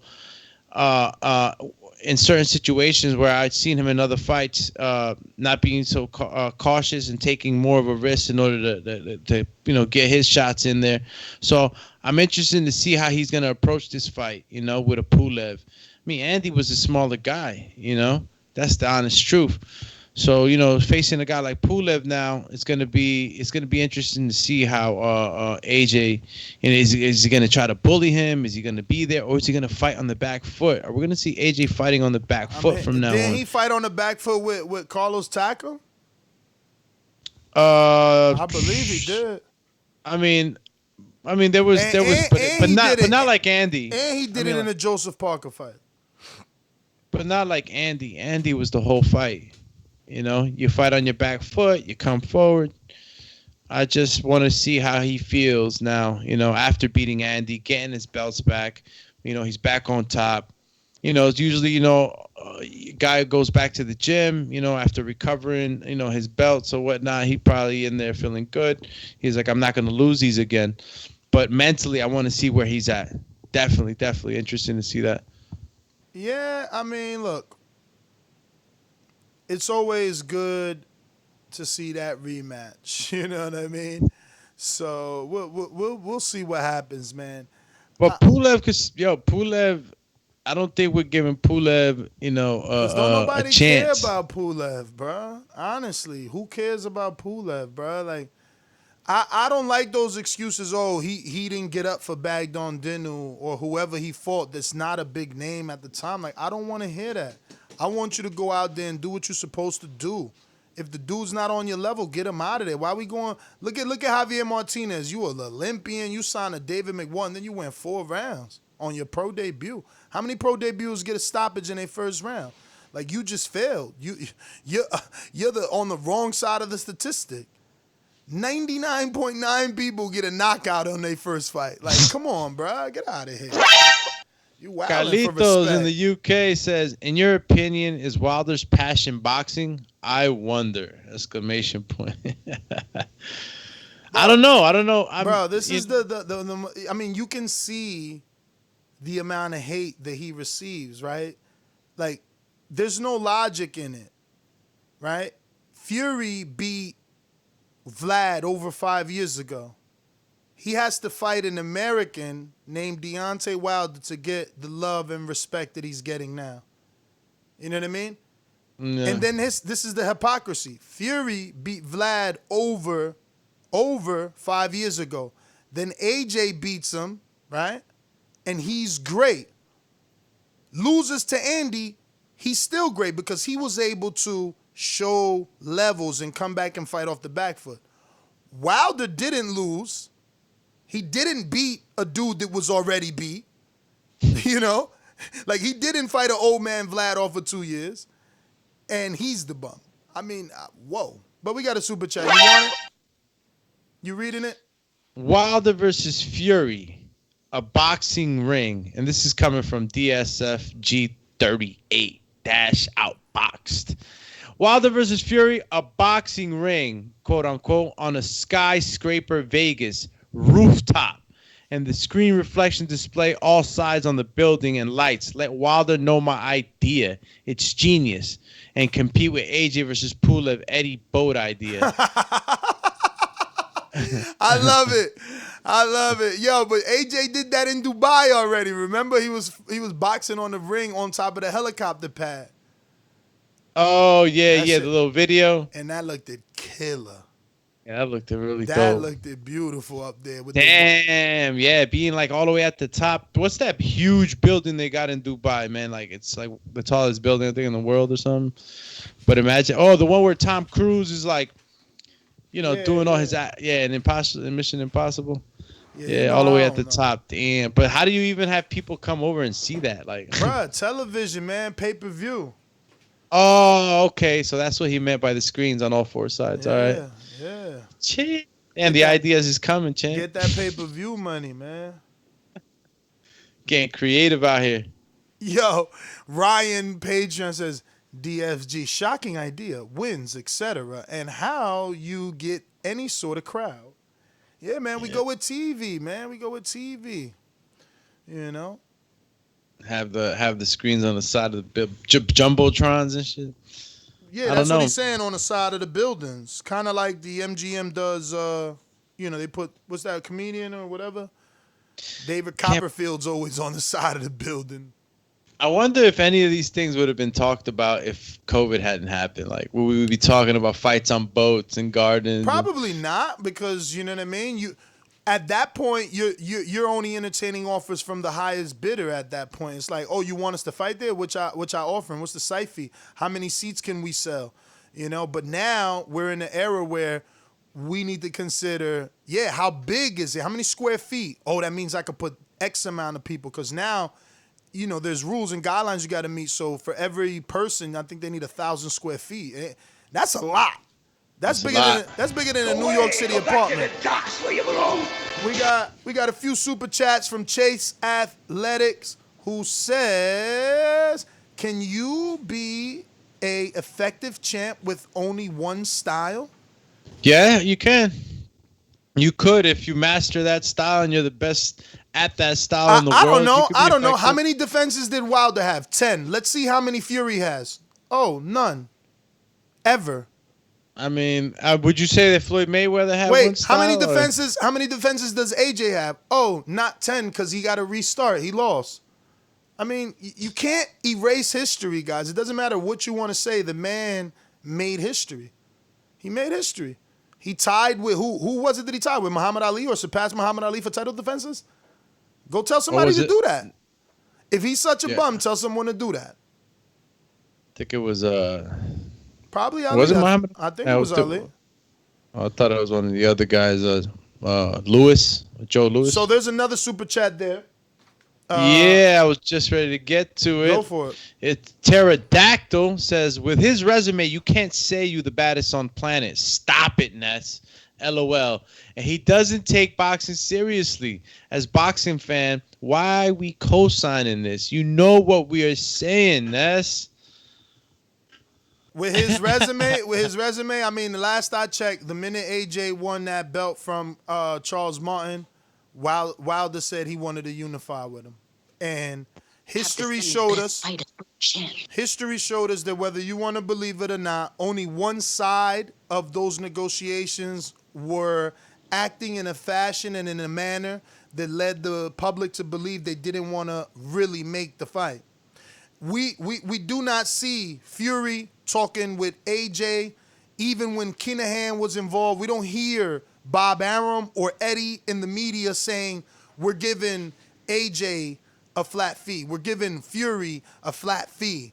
You know, none of that has happened. Why? Because Wilder set a precedent. By not accepting the flat fee in a super fight, which is unheard of, unprecedented, he continued that fashion. If you accept a flat fee in a super fight, then other people going to have to. And we ain't doing that. He's seen his worth. He's seen his worth, and he got way more money, and it upsets y'all. It infuriates y'all. How he turned down 120? Because he made 20 just to fight Brazil, another 25 to fight Fury plus back end, whatever the first fight was, the pay-per-view with Luis Ortiz. You are upset that the sheep herder that you followed for many, many years told you that Wilder was no one, that Wilder wasn't popular, and then he turned around and had successful U.S. pay-per-views where your fighter failed on his U.S. debut and has yet to come back to show face. I ain't coming to take over. I ain't coming to partake. I'm coming to take over. Man, chill, champ. Chill, Tizzy. Like, Wilder got beat up by one of the best. Your mans in them got beat up by a guy that we think can be a guy that's considered one of the best if he can do what he did again. You guys call it a fluke, right? The UK people call it a fluke. So, like, chill, Chizzy. Like, you're just wilding. It's so corny at this point to still be talking about Wilder's resume. The hate is insane, bro. Like, he literally made $500,000 less than AJ. The lies are, it's done. Black and white is there. You know, it's like, oh, he doesn't make money. Now he's top 2, top 3rd athlete in the world getting paid. Like, what is there to say? There's still hatred. It's just so sad. Like, oh, we want to see the best fight the best. Then he fights him and you clown him for losing. Yeah, that's a great way to ensure that Earl and Terrence fight. You want to see the best fight the best, then you're going to laugh at Terrence if he loses or laugh at Earl if he loses. You guys are like weirdos, man. Straight weirdos. Well, we got another one coming from Mr. Pterodactyl. Says, you comparing Wilder with Ali defense? I don't know, emoji. I'm done. Hey. Laugh emojis with tongue out triple with the smack on the face shaking my head. You could be live. You could smack your face. But won't you smack your face when someone else gets 10 title defenses in the heavyweight division? Hadouken! Wake me up. Wake me up when that happens. You know what I'm saying? I'll be waiting when AJ gets to 10. How about Fury? And I think Fury could do 10. I'm gonna be real. If he could beat Wilder, it's a wrap. Wilder's his only threat, in my opinion. I never seen AJ as a threat before the Wilder win or loss. I never seen him as a threat. It's on record. I've been doing this particular I got it the other way around on that one, champ. I got AJ beating Tyson. Crazy as hell. Crazy as hell. My man feet in cement. He's in cement. Nah, but he shifted over from the last fight, man. Negative. Him trying to fight in the back foot, he looked as scary as hell, and everybody knows it. Everybody said it. It's on all the articles. He looked it weird on the back foot. He looked it nervous. He was tentative. Crazy as hell. How you gonna beat me on the back foot when that's my game? That's Fury's game. That's Fury's game. You ain't gonna get on your toes with Fury. Get your dumb. I ain't talking about you dumb. He'll be dumb. He'll be dumb to go in there and try to box Fury. He better go in there and do what Fury did to Wilder. You gotta attack him. Cause if you let him get that confidence where he could be pop shotting you and jitty jitter and all that feint, oh man, no way, Jose. You can't do that. You gotta put pressure on that dude. Just like Helen Joseph was trying to do Michaela Mayer. You gotta be on him. Be in his chest. In his chest.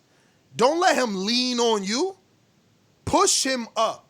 Raise him up and hit him in the body or with some uppercuts. Don't let him lean on you. There's mad mistakes that went down. You got to know how to fight Fury. That ain't no easy fight. That ain't no easy fight. And it ain't.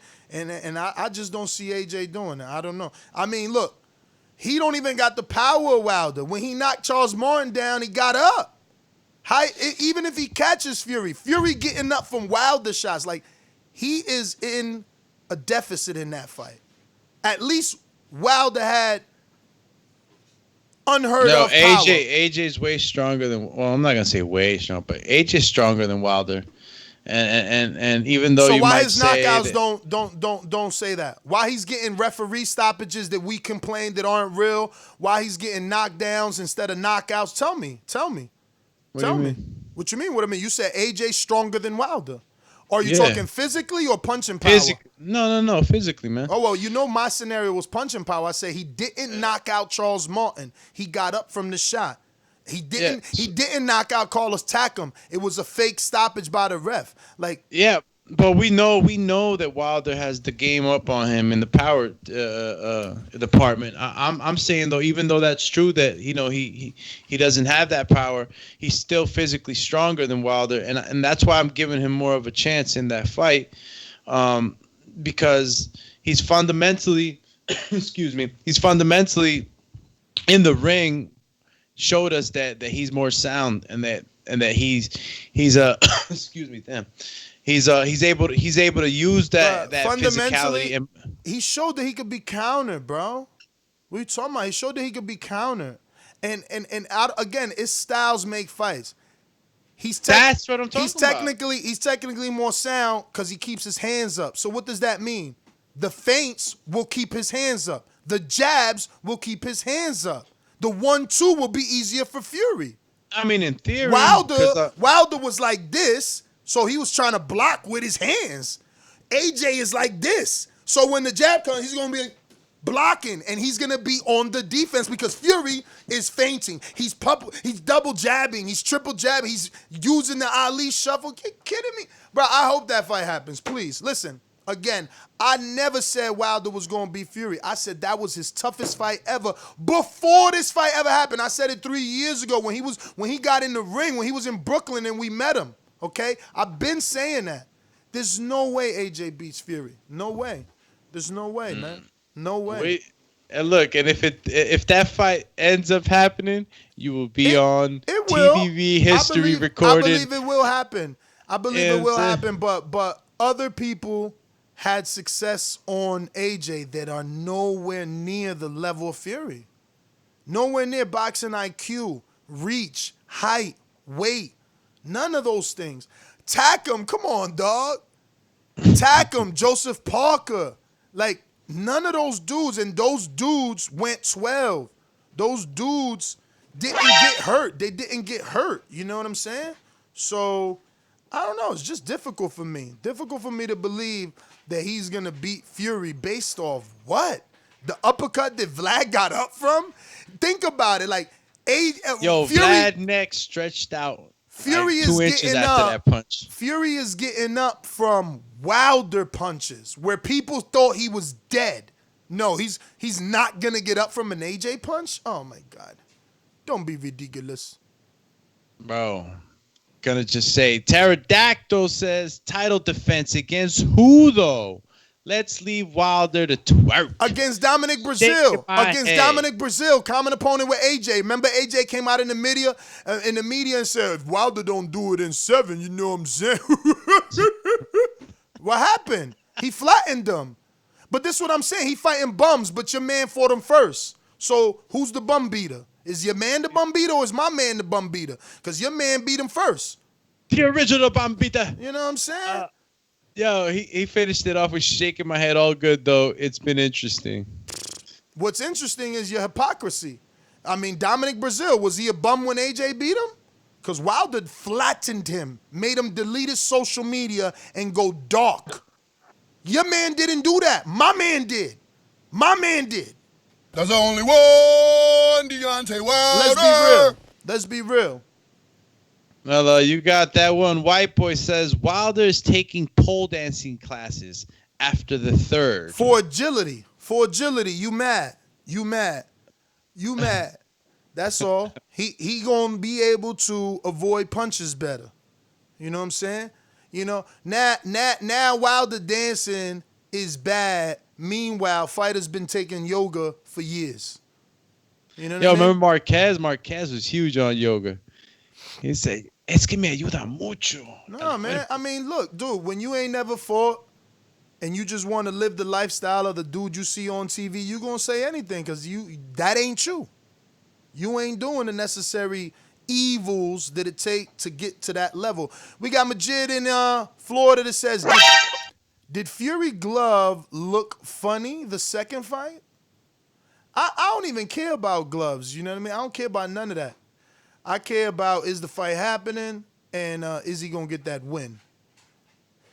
That's all. Yo, it's almost 10:30. Can you text Mitty, see what's up? Because if not, we're going to go to these calls. I was ready to tell you, Champy.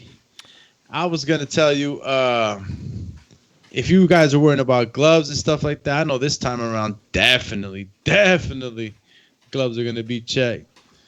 I ain't worried about gloves, man. I'm worried about the fight happening at all and when it's going to happen. I'm worried about who's the trainer. Are we keeping the same guys? Because if we are, I'm just saying, if we keeping the same, let's get to work now. Fury out here doing chest butterfly exercises on a cable machine talking about Wilder. You know what I mean? Fury, he's staying in shape. He got his wife in shape through COVID. Now he back in the gym doing power. He in the weight room doing weights. Like, we ain't seeing Wilder. And maybe he on his Rocky in Russia where you don't see him and he's only working, you know? And that wasn't really him twerking.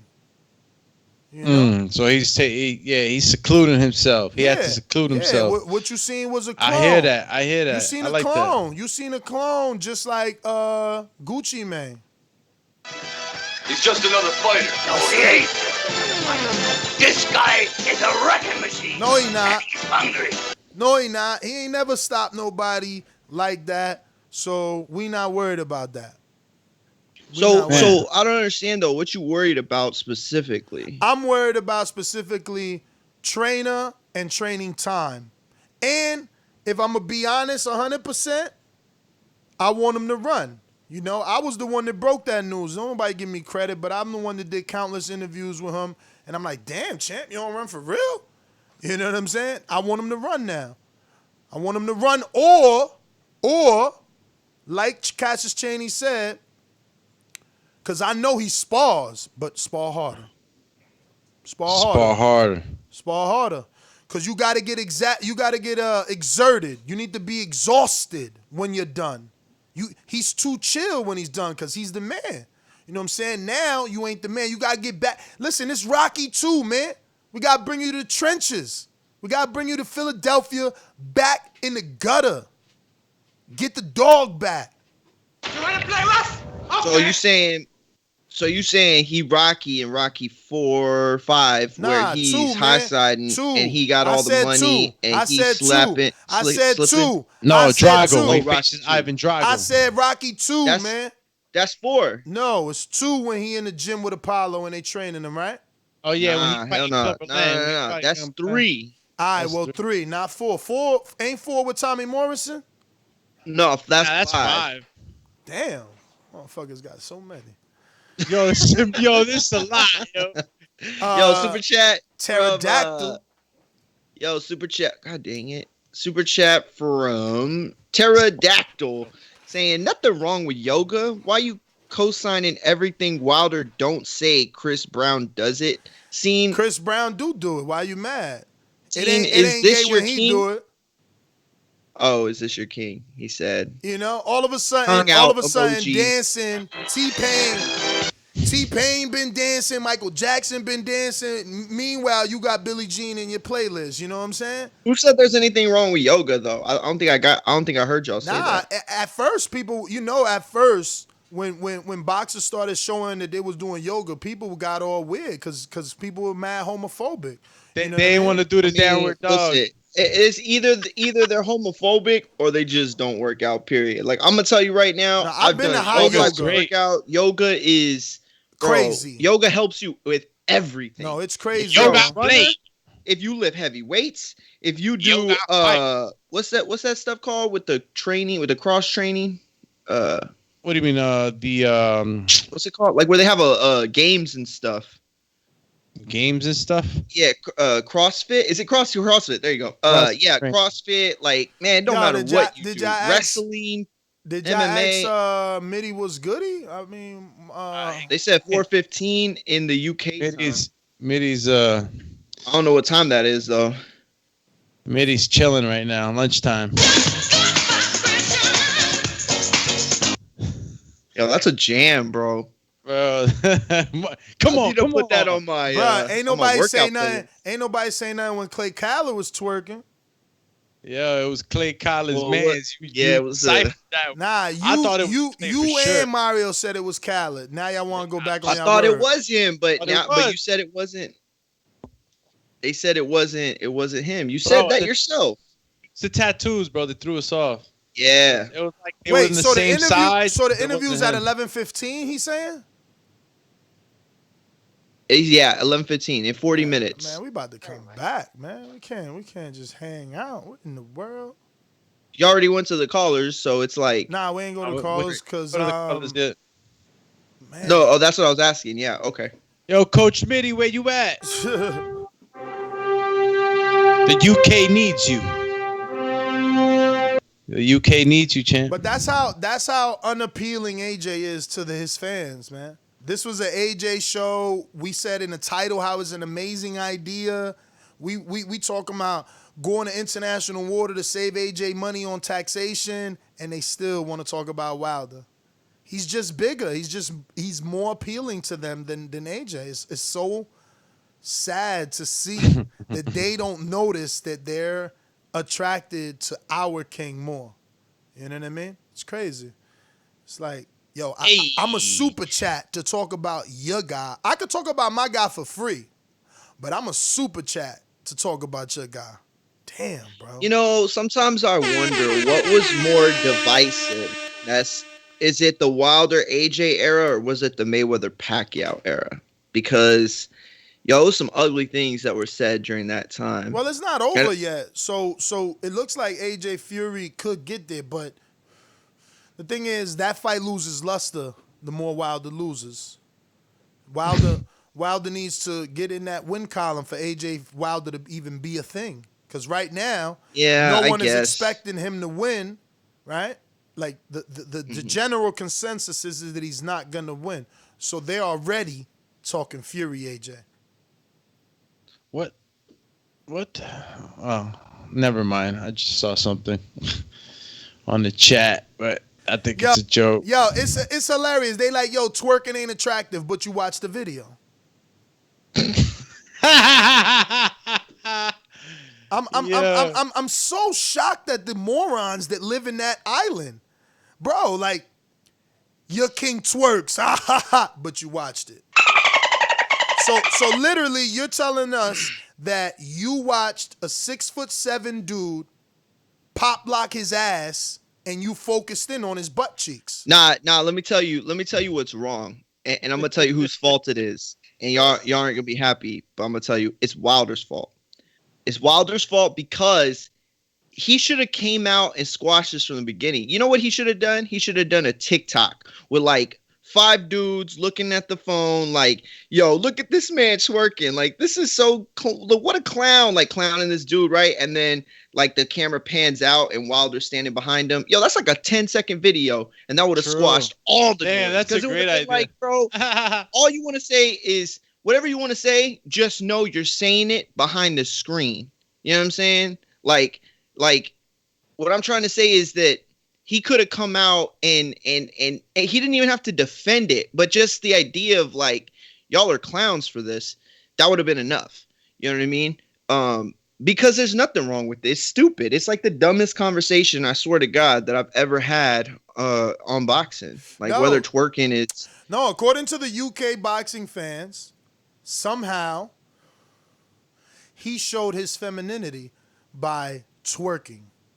Our king is somehow now gay.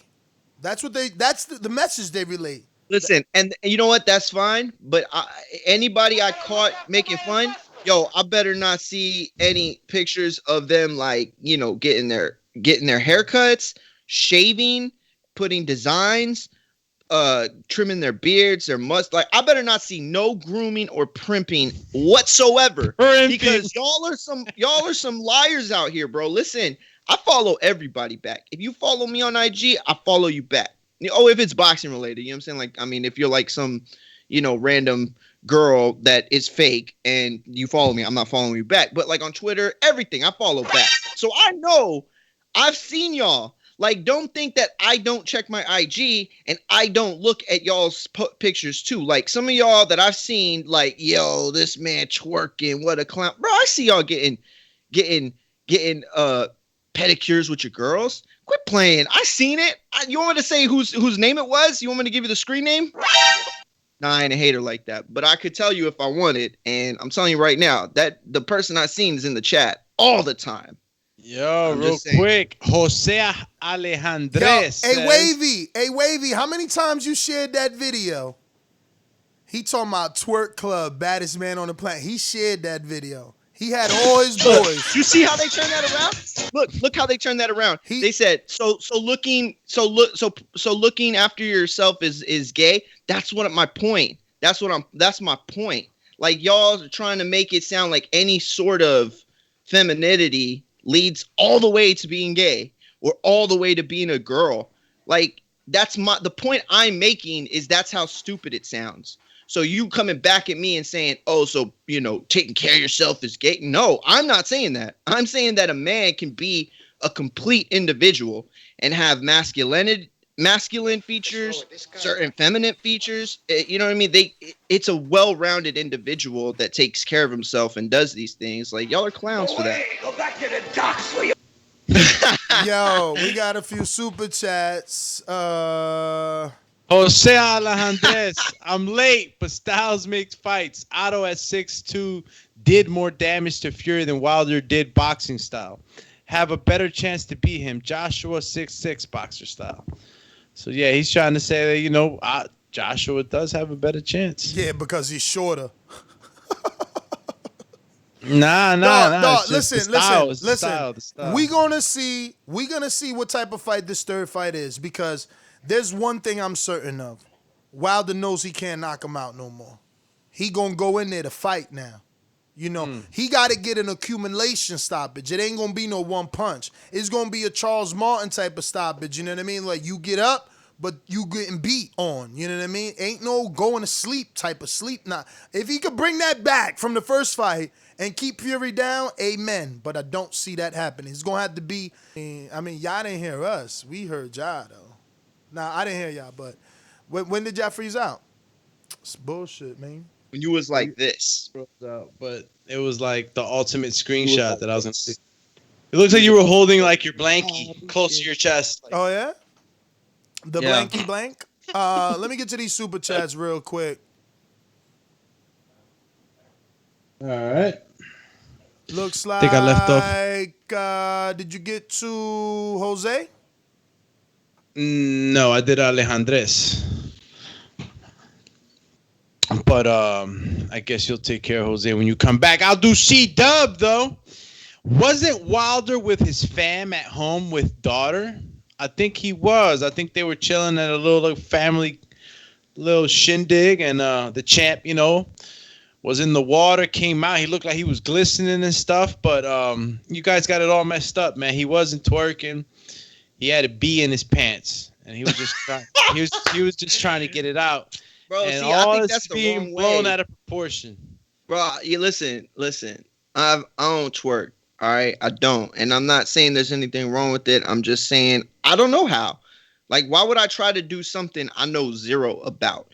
I didn't start rapping because I heard Pac on the radio one day or something like that. Like, I seen people do it at the park for, I don't know, probably about 7-8 months before I ever tried it. You know what I'm saying? So it's one of those things where I don't got to do it to know that, like, I don't know. I don't know how to put this. I'm just trying to say, like, it's a dance move now. Like, I get if we're back in 2001 watching BET Uncut, watching the Saint Lunatics on there and like, yo, twerking is meant for the girls that do this and that. But it's like not that no more. You know what I'm saying? Like, if it's that, then, it wouldn't be as polarized as it is today. But listen, and first of all, for the chat, like, y'all got to know that, a lot of times I'm not even talking about the stuff y'all say. Like, y'all are very tame compared to the Twitter world. The Twitter world is ruthless and racist and homophobic and just ugly. Honestly, I don't even know if I'm gonna be on Twitter that much longer. But that's who I'm talking about. Like, I'm not really people keep saying, "Oh, it's banter, it's banter." I don't have no problem with banter. I don't have no problem with jokes. A lot of times they're funny. I mean, I don't agree, but I can still find it funny. Yeah. Yo, did you go to White Boy? Well, we read White Boys and Carlitos, but if he had any new ones, they're not on my vision. C-Dub says, wasn't Wilder with his fam at home with his daughter? Yeah, we got that one. We got that one. All right. Yo, Michael Buffer up. He got that says, Ness, your king says he wants to be pregnant. Why? What? I'm telling you. Holy Testicle Tuesday. I just want one super chat about AJ, please. This is a show on AJ versus Pulev. Can we have one about him? Somebody said Mario's hobbies are powerlifting and Zumba. That's hilarious. Yo, Carlitos, go to Carlitos. I think I read Carlitos, but he's saying they didn't. All right. Carlitos said, Ness, that twerking is ingrained in your memory. We can tell because you can't get over it. You guys are literally super chatting about it. You're saying, I can't get over it. What the hell? Insane. Yo, what up, coach? I literally made a show about AJ, and you guys are talking about Wilder, and you're saying, I can't get over it. Yeah. Hey, Coach Mid-A. UK, Mitty, I know you from France, so I mean, I guess there's nothing wrong in you keeping it real. Are there any smart people in the UK? Yes, they are. Oh, wow. They are. No, help me understand this logic, because you live over there, so maybe the air has dum-dum juice in it. Tell me. Fury beat Vlad, right? Yes, he did. Do you think he was praised for the win? No. Okay. I don't think it was, because it was like a lackluster performance. All right. And, boring, right? And AJ, did he beat Vlad? Yes, he did. Was he praised for the win? Yes. It was, because it was like, again, like it was fun. The manner of the defeats, up and down. Yeah, it was terrific. Superman. I never thought I'd see Vlad look like that. That's what made it so crazy. Would you call yourself a sane boxing fan?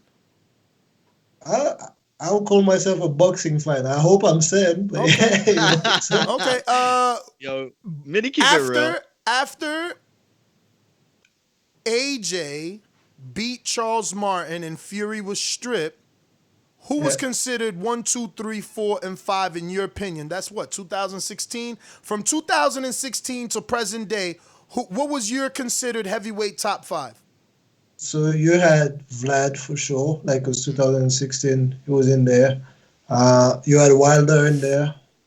Remember, 2016, isn't that when? Oh yeah, because then after, right. Vlad was still there. You had like Wilder was there, AJ was there. I don't know. Did Fury beat Vlad before the Charles Martin fight? I don't know. Yeah. So I mean, like Fury would have been in there, not necessarily in my top 5 because I've never been like a big Fury fan, but for that victory, definitely would have been. And then you would have had like guys like the Pulev could have even been in that conversation back then. Like so, when you had like a Pulev fight, people were hyped up. So yeah. Oh, you're nailing this, Mitty. I pulled it up the ratings for Ring magazines in 2016. You're nailing this. Keep going. Let's see if you get it right. You said Klitschko, Wilder, Pulev. Keep going.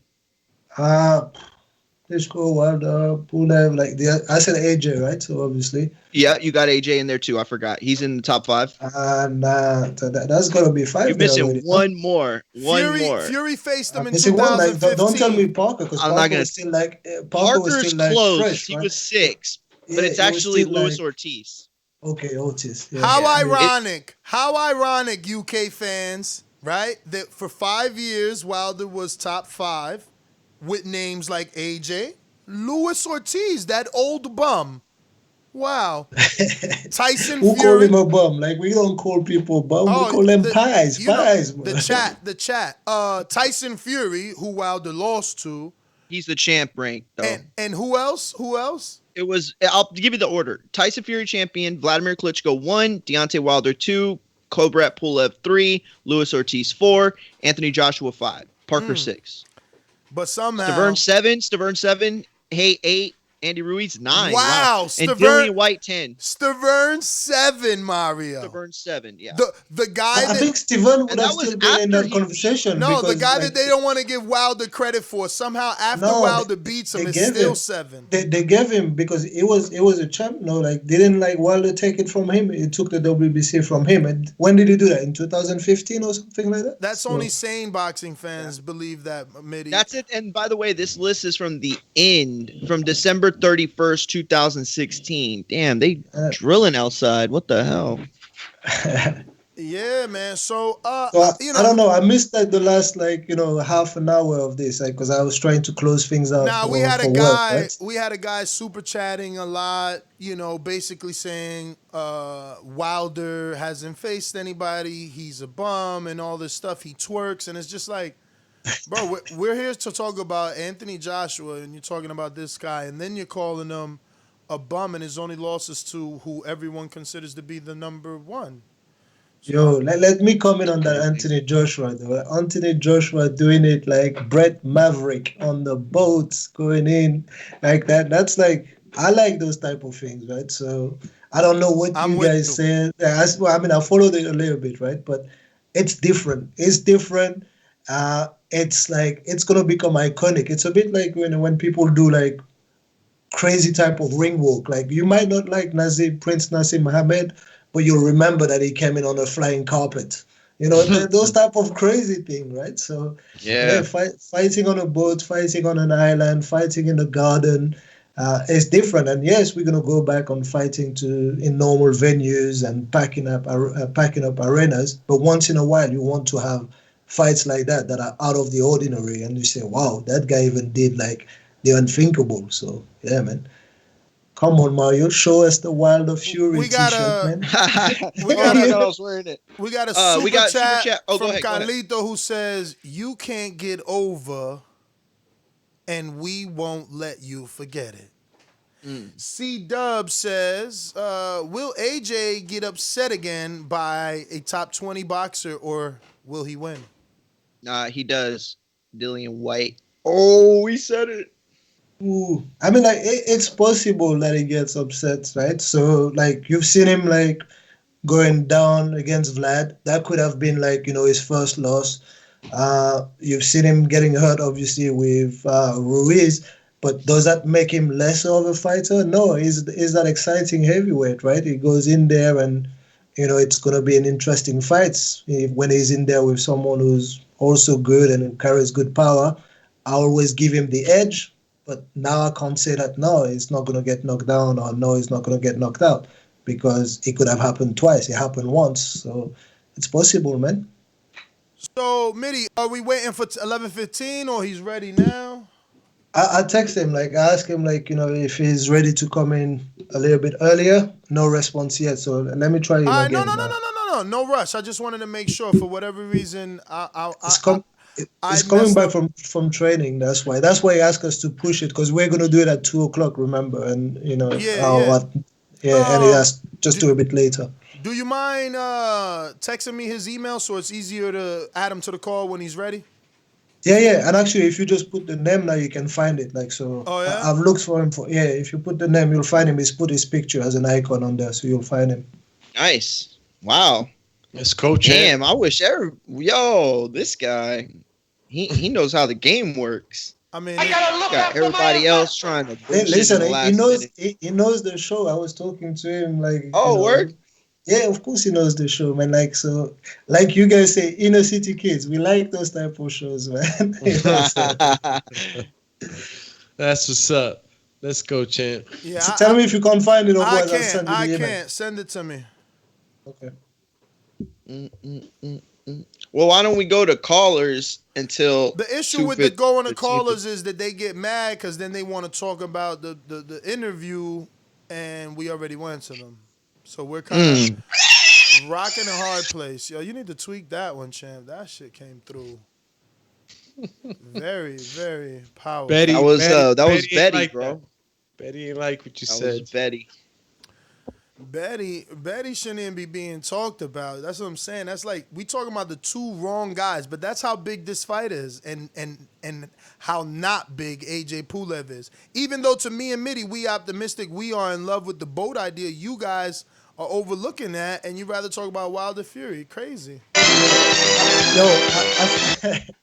I sent you the email in a pre-pro chat, but also the boat idea, right? So I don't know. I'm sure you guys touched on it, but I don't know. But I want to say that historically, I'm sure that there's some fights that might have taken place, just like you say. Yeah, like, we said it. Aware of international waters because of like not taxation, but maybe because of like licensing issues, or if someone cannot have a fight somewhere because of licensing, and you want to just do something that is funky. Then you just do it there. I don't know what fighter, but I want to think like a Jack Johnson or people like that. That's what they used to do, man. Yeah, no, they had something called the Battle at the Boat, Coach Mitty. We talked about it, and it was a series that ran for. It's still running now, and they broadcasted it on Showtime, HBO, ESPN. Like 5 title fights were held in this Battle of the Boat series, so it's happened before, and I think that.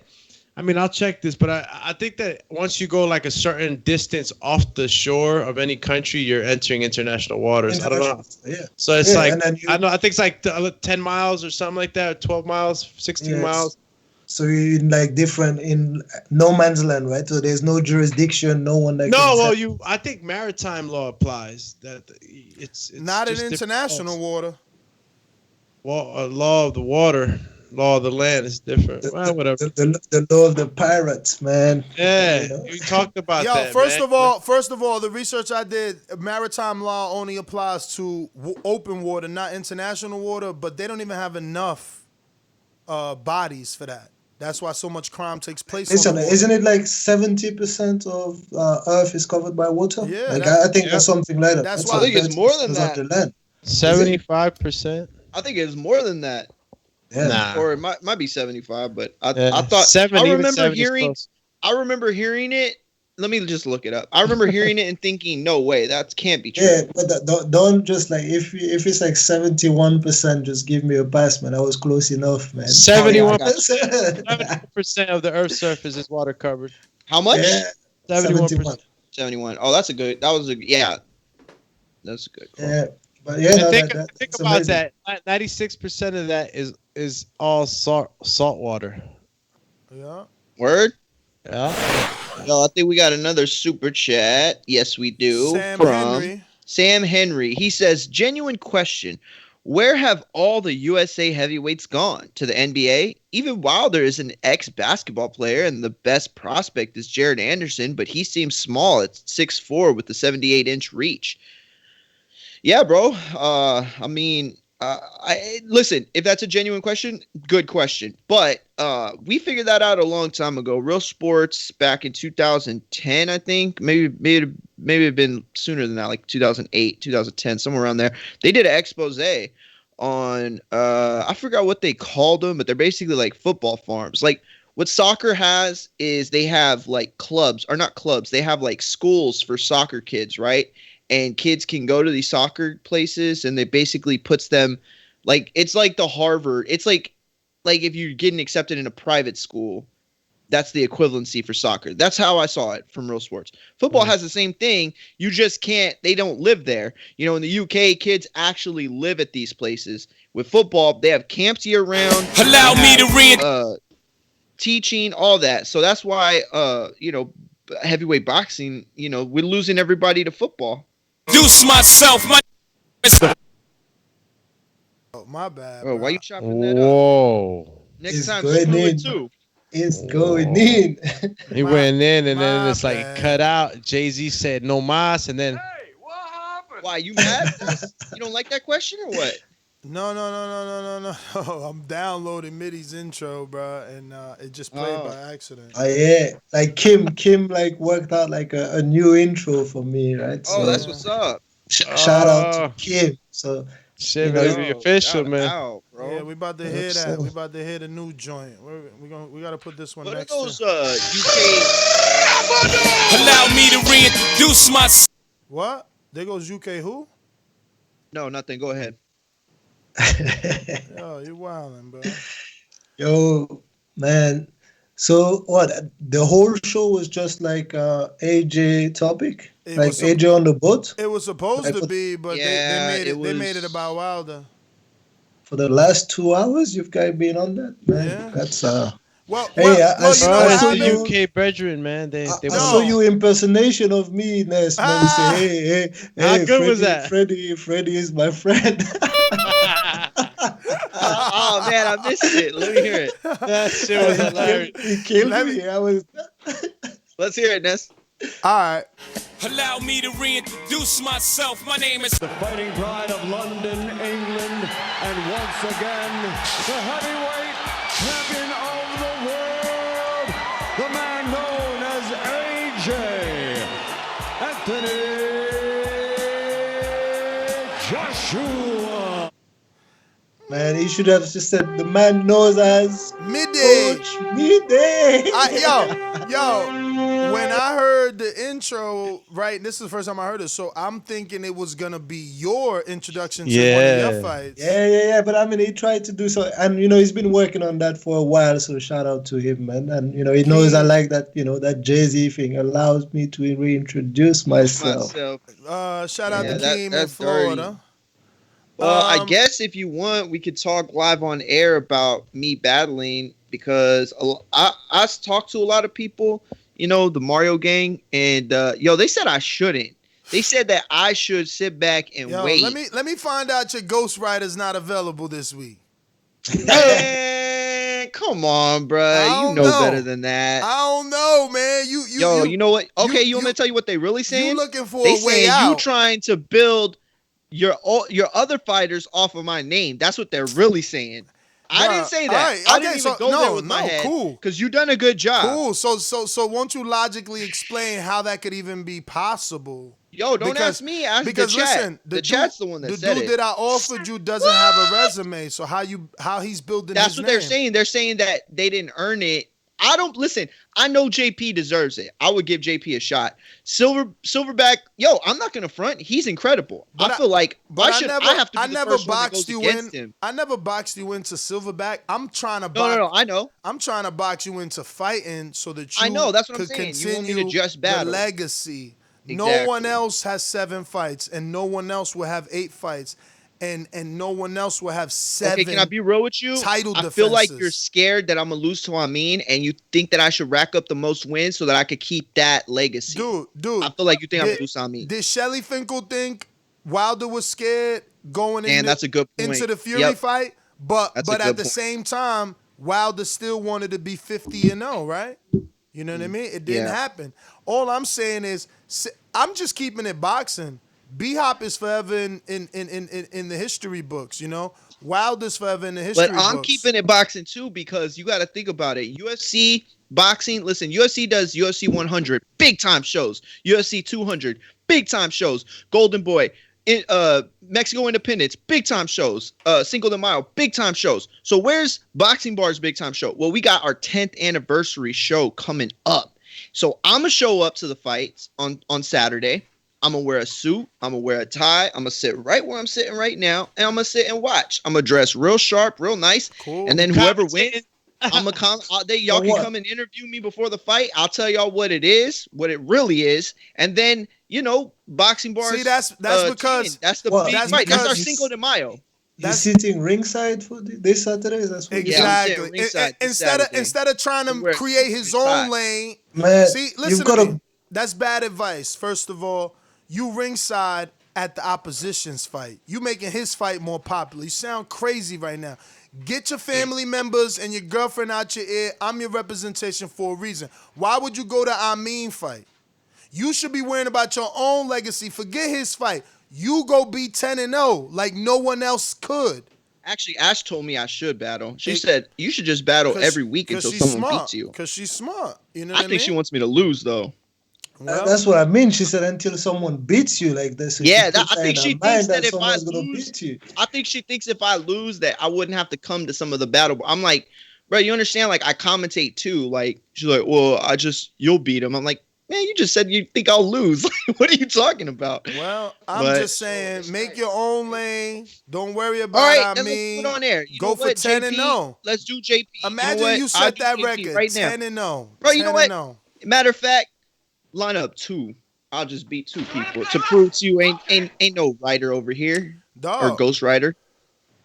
if you could get that approved by the commission, Bro, I'll tell you what I will do. First time ever. This Saturday, boxing bars. You line me up a battle, I'll battle. And then anybody that challenged me to a freestyle battle, that way I don't know who it is, I'll take that one too. I mean, non-title, of course, but I bet you I'll win that. Non-title, that's an exhibition and won't go on his official record. You know what I mean? But if the commission want to approve it for official record, we'll take it. We'll take it. Because we just trying to get the 10 and 0. We just want to get the 10 and 0. We don't care about nothing else. We want to get the 10 and 0. Yo, how and great when we would get it the be if 10 I and get 0, 10 and 0? we want to get the 20 and 0.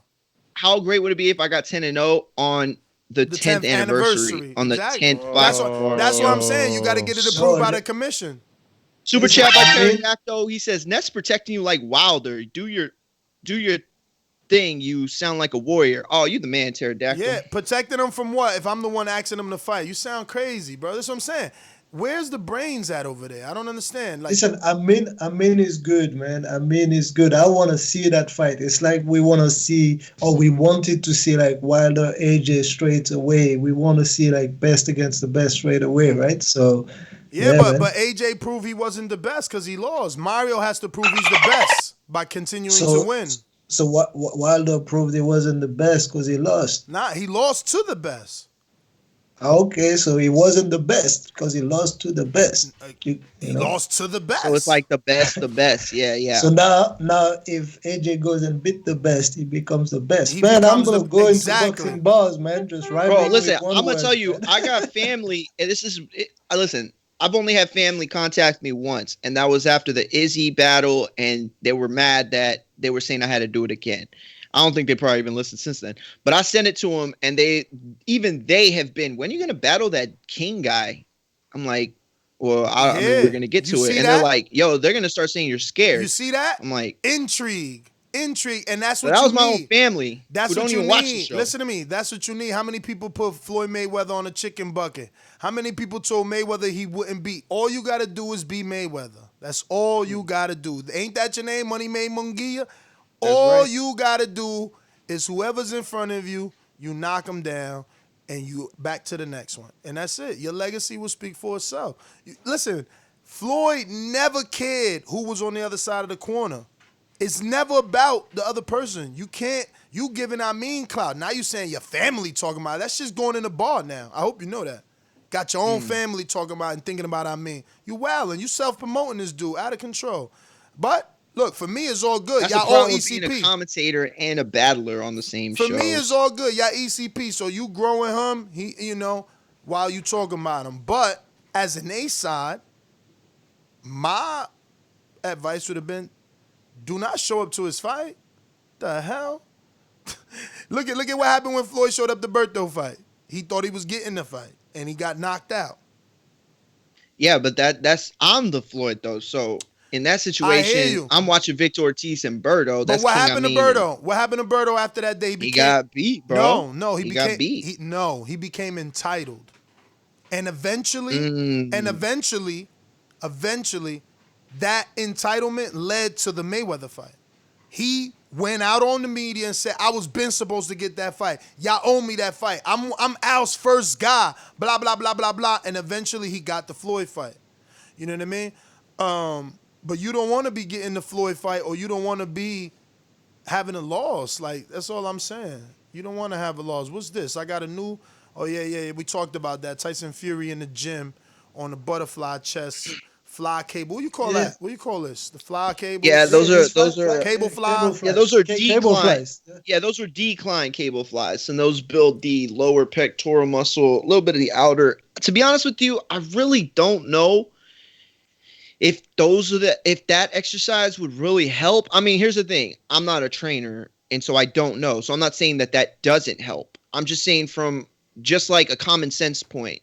I don't see how that would really help. It's not doing it for aesthetic either, right? So like, well, of I don't course, think of course. I don't think it's about the pecs either. Like for this, you also have like to stabilize your core somehow, and maybe that's why he's getting that brace on. Yeah, the core Mitty, as well, couldn't right? you do that in a bunch of other ways that Yeah, you can. are You can probably definitely. better? So that's what I'm saying. I think that exercise has to be meant to help. Probably what, punching power, punching speed. No, like I think punching power, you really want to have like the rotation. The impact, explosion, right? those It's all about things, the yes. impact. That's what I've heard from my So coach. yeah, so I mean, like I don't know, man, and also like it's not everything that they post. It's not everything that they post is like it's not all functional, right? Sure. It's like a nice thing that can get you hulking out and Mitty, stuff like that. Definitely. Mitty, have you ever heard of a fighter historically fighting twice in one day? And how am I being one-sided, FYI, Sony, when I said the commission needs to approve it? It's like you No, guys I mean don't like clean a your real ears. fighter. No, unless it's like an amateur bout. Like That's I've not seen that in true. the amateurs, That's and not I've seen true. that in the prize fighters. That's but, not like, true. Prize fighter is a pro fight in the UK. Yeah, in prize fighters, like so. But there is free rounder, right? So you do a free rounder, free fights on the same night. And we only got one round, Mario. So there is a precedent. There is a guideline there that we can follow. Real boxing has had a fighter fight multiple times in one day, and it go on his official box rec because the fights were 3 rounds. You are doing 1 round. So there is a precedent. You can come to the commission. They can hate on your greatness and try to hold you back from being great. But the truth is, real boxing does have fighters that have fought multiple times in one day. It's on the UK all the time. We've watched it. We've talked about it. And actually, who's the biggest guy to come out of prize fighter? He actually became not a champion, but he became. You have a few. He became kind of a name. One of them. No, John O'Carroll is one of them. He came out of prize John O'Carroll. But that's not the one. That's not who I'm thinking. Audley Harrison as a heavyweight. Okay. Yes, Audley Harrison. Who else? Like you have quite a few. That. How do you say his first name? Audley. Audley, Harrison. Yeah, that's how I always thought it was, but people would always say I was wrong. Yo, look at how I mean. Somebody in his ear. Somebody in his ear. He talking about Nesta, but you wouldn't let me battle Izzy and Doomy, but you let Mario do it. Yo, I mean, the king is what I mean. Somebody in his ear, bruh. The king is what I mean. Yo, Ryan O'Rourke gonna go out there and snatch one of these fighters. I'm telling you. What's the name of like the it's not prize fighter, but there's another organization that does that. I can't remember. Like one of actually Real Niger Chick's brother-in-law won that. I think it's like I can't remember what they called it, but they fight. I mean, he said I got ears. No one's. He said I can listen. Nobody's in my ear. But I mean, the truth is, all I'm doing is making your fight bigger. I did my due diligence by saying, you want Mario? First fight. And you and I came together with a plan. So I'm just acting out on that plan. King Amin knows too. Because we've talked. We don't dislike each other. We respect each other. You know what I mean? Is there animosity between us? Yes. But we said that the best thing that could happen is us to battle at Boxing Bars 10. Every single promotion has their big shows and they need big fights. And if this is a big fight, if this is what everybody wants, then Boxing Bars 10 has to be that show. Okay. So I'm going to tell you right now, even if I told Sony, I said, I need to know if you call my mandatory, how long do I have to set it up? He said 3 weeks. So I told King Amin, I said, if the commission comes back and put you as the thing, because they wanted me to battle him this weekend. I said, I'm not going to do it. I said, I'm going to take 2 weeks. I want to do it at Boxing Bars 10. He said, cool. But at the same time, you know what? I'll make history this weekend. Give me a battle. I'll battle JP. Listen. Then when I beat him, I'll freestyle battle somebody. Listen, I love everything that's happening. And you see, I'm right. Look, Sony super chatting. JT hitting me up. This is called promotion, I mean. Let the people think he ducking you, and you let them think that you ducking. You think Mayweather cared? What'd he do? He posted the check, 100 million. That's what he did. Like, you can't live for people. You got to live for you. And it's only bigger. Now Sony want to talk. Now JT want to talk. Now King Amin want to talk. Why? Because it's getting bigger. So you're right. It's part of the promotion, fellas. It's part of the promotion. You know, y'all can believe what y'all want. I also got to do my job and follow the rules. I gave Amin Mario, right? We came up with a plan, so now we living out that plan. So I gave him the first fight that he wanted, he got, you know, and then the dude ducked. That's just plain and simple. You know, we was trying to do an eliminator with Izzy and Amin. It was agreed to. All of a sudden, Izzy went on vacation to the Ozarks. We ain't even heard from Izzy yet. He extended the vacation ever since he heard people calling him duck. He don't be on the line no more, nothing. I don't know. I think he's done. You know what I mean? Mind you, he called retirement live on the air, and somehow he's still ranked, I think, number 5. You know, there's a lot of favoritism going on, a lot of favoritism. You know what I mean?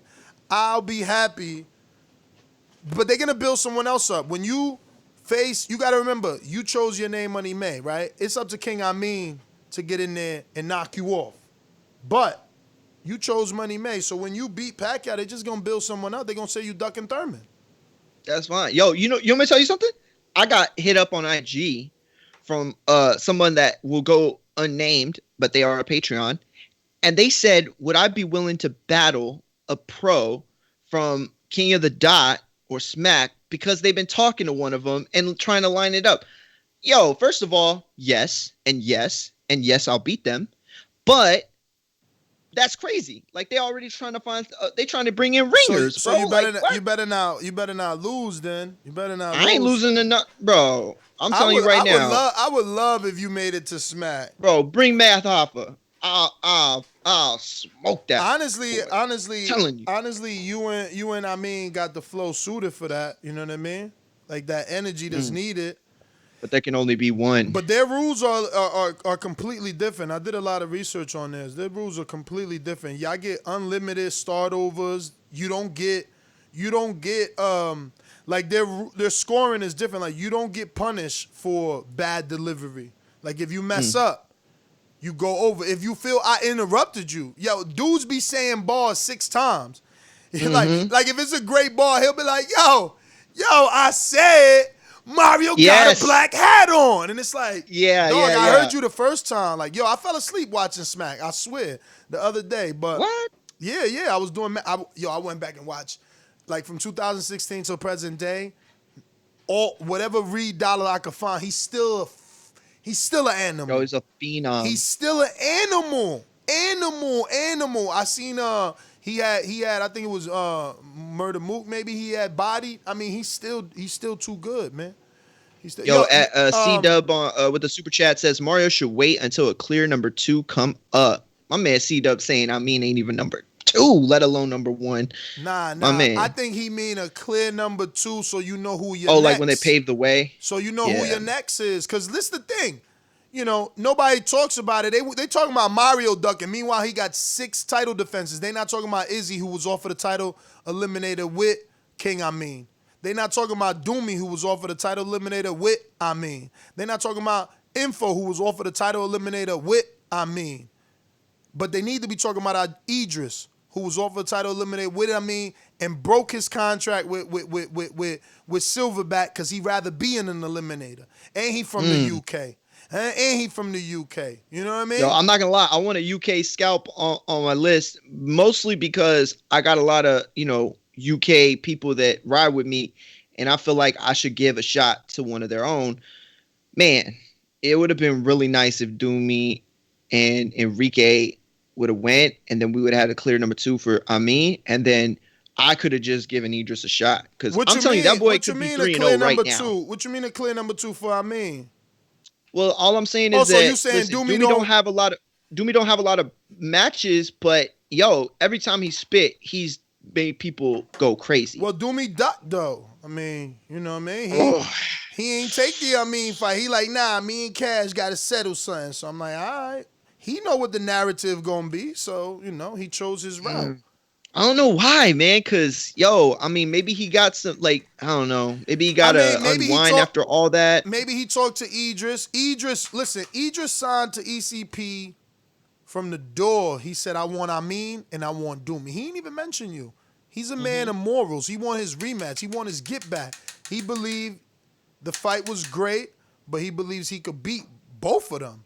Then he'll worry about you. But he wanna settle his wrongs. You know what I mean? Right the wrongs. And he been wanted. I mean, so I was like, all right, that's my ace in the hole. I'm gonna offer it to him. I had to go down the rankings legitimately. So as each person ducked, I got more excited because I knew that I was gonna be able to give my fighter what he wanted. You know what I mean? And he signed, asking for that. I mean, think about for Idris how good of a job I'm doing for him. This is gonna be his first fight under ECP, and it's already one of the fights he asked for in an eliminator. He didn't ask for an eliminator. He asked for a rematch. Ness Heyman got him an eliminator. Ness Heyman made that rematch worthwhile. You know what I mean? Just like I mean, worried about the people he say not in his ear, but I'm simultaneously building his record too. You understand?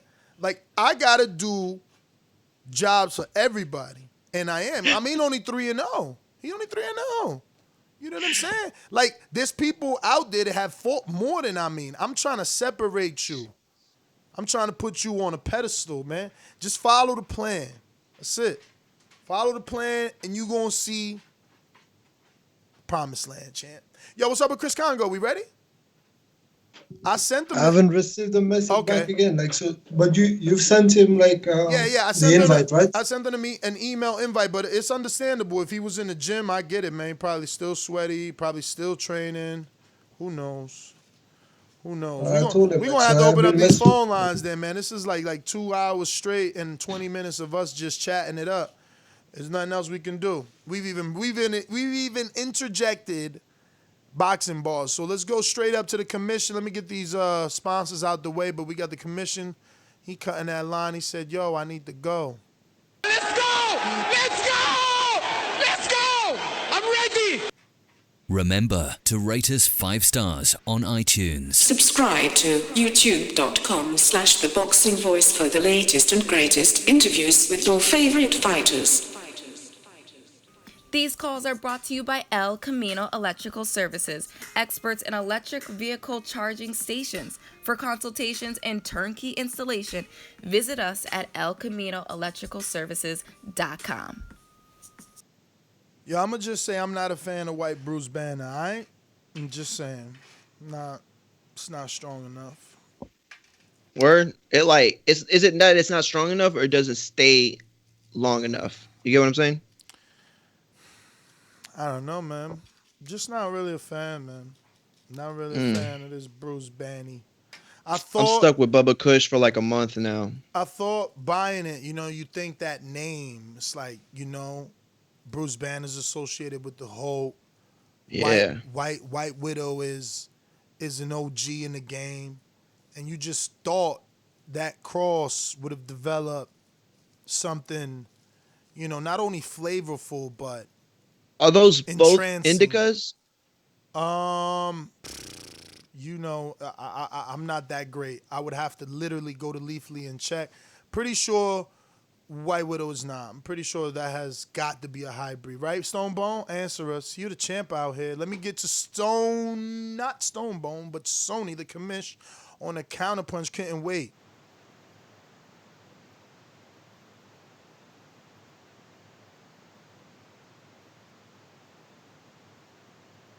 Oh, I guess that wasn't a counterpunch, it's super chat. Let me see. Thank you, Sony. Sony chose to go Cash App style so that we don't get jerked by BooTube for 30%. Let me see this. Sorry about that, Sony. Sorry about that.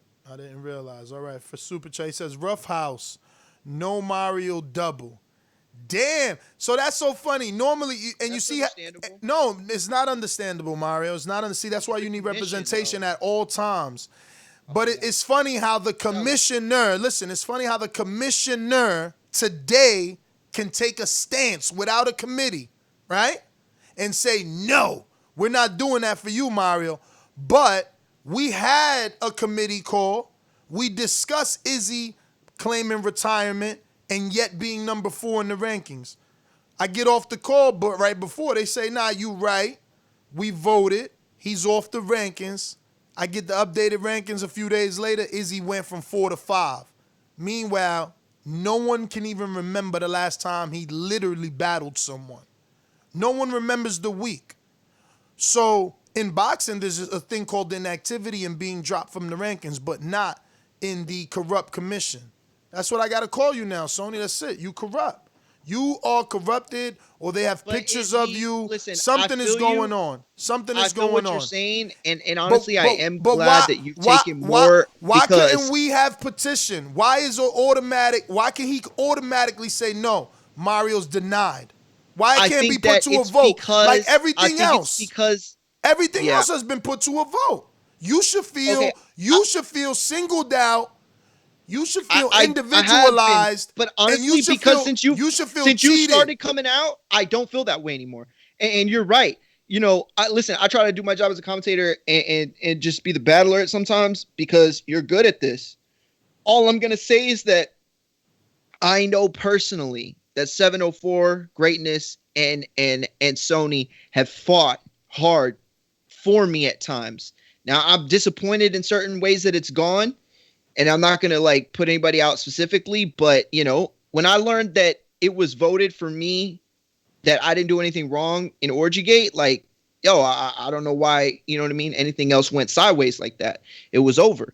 You know, the vote went in my favor. But Mario, let me give you some revisionist history. Gone my way, you know what I mean? Let me give you some revisionist history. Sit back, take a pool, and try and take all this in. What's up, Mitty? I'm paying attention. Sorry, yeah, he's on his way back home. Like, so I don't know how long we can hold it off. Oh, okay. I mean, look, we still knee deep in conversation. We haven't opened up all the phone lines yet, so let's see how long we can wait for him. Cool. But yeah, man, damn, that ruined my train of thought. Let's go out to another counterpunch. She says, "Why doesn't Mitty hype up Idris in boxing?" In boxing balls. Man, he said that already, so I'm gonna respond to that again. You know, I generally talk about what I know, or I like to offer an opinion on what I know. And obviously, I appreciate music and all that, but you know, in terms of like freestyle and all that thing, that's not my thing. But I do like Idris as a guy, man. I've spoken to him personally a few times. I like him. I want to hype him. I want to be behind him. That's what we do. Like, you know, the UK stands behind the UK. But once again, like when it comes down to banter and then talking about boxing bar, you know, I don't know what I'm talking about. So even if I hype him up, that would sound bad for him. So well, you've hyped him up in the pre-pro, like personally in the pre-pro, like you've made statements like you do like Idris, and you know, I remember you saying you wish that he didn't have such a hard battle his first time out. Like you thought he should have been built better. And I think that's what Ness is trying to do with him now. I mean, the only thing I would say is like the first time I heard him, you know, I could understand that, you know, his bars were nice and stuff like that. And he was thinking, but I don't know if you remember Ness. I told you it's a bit like, you know, that European fighter that just goes and fights abroad for the first time, goes into a new gym for the first time. You have to get like on the same level. Like, let's say when I go to the gyms in the US, everyone is shouting, whereas like in the UK, when you're sparring, it's all quiet and all that. But, you know, in the US, people are just like, oh shit, he hit him on the left. Oh, he's coming for you. He's going to knock you out and all those things. So you have to be hyped up. Otherwise, they're going to say, oh, you know, I beat him up. Like, you can't just give them the sweet science. You also have to just bring the bravado. And that's what Idris needs to come and do as well, right? But that's lack of experience, I guess. I hear you. No, but that was a great point. Let's open it up, man. We're going to go out to, I don't know, is he disgruntled? King Amin in Essex. You know? Let's go out to the king, man. See how he doing this morning. Just like the king is what I mean. The king is what I mean.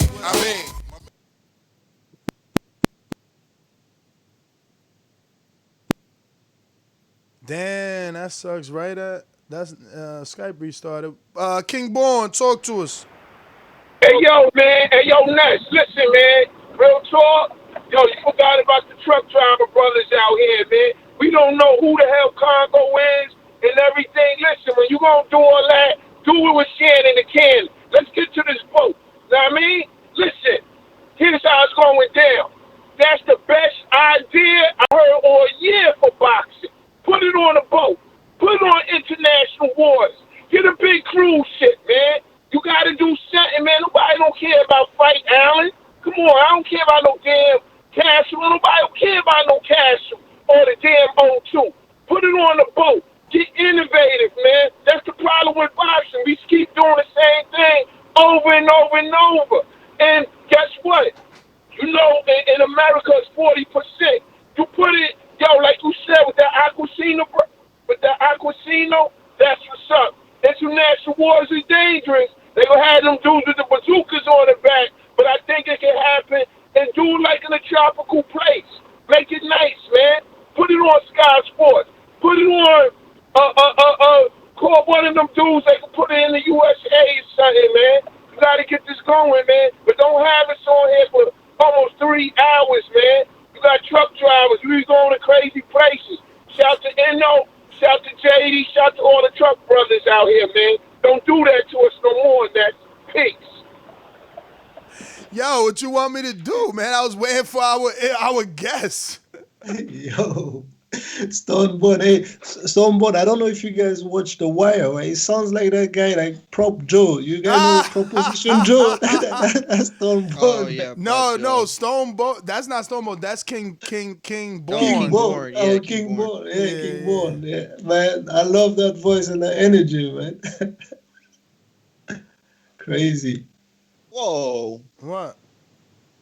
I just read George Foster's comment. He said Amin potentially got a better resume than Mario. Bro.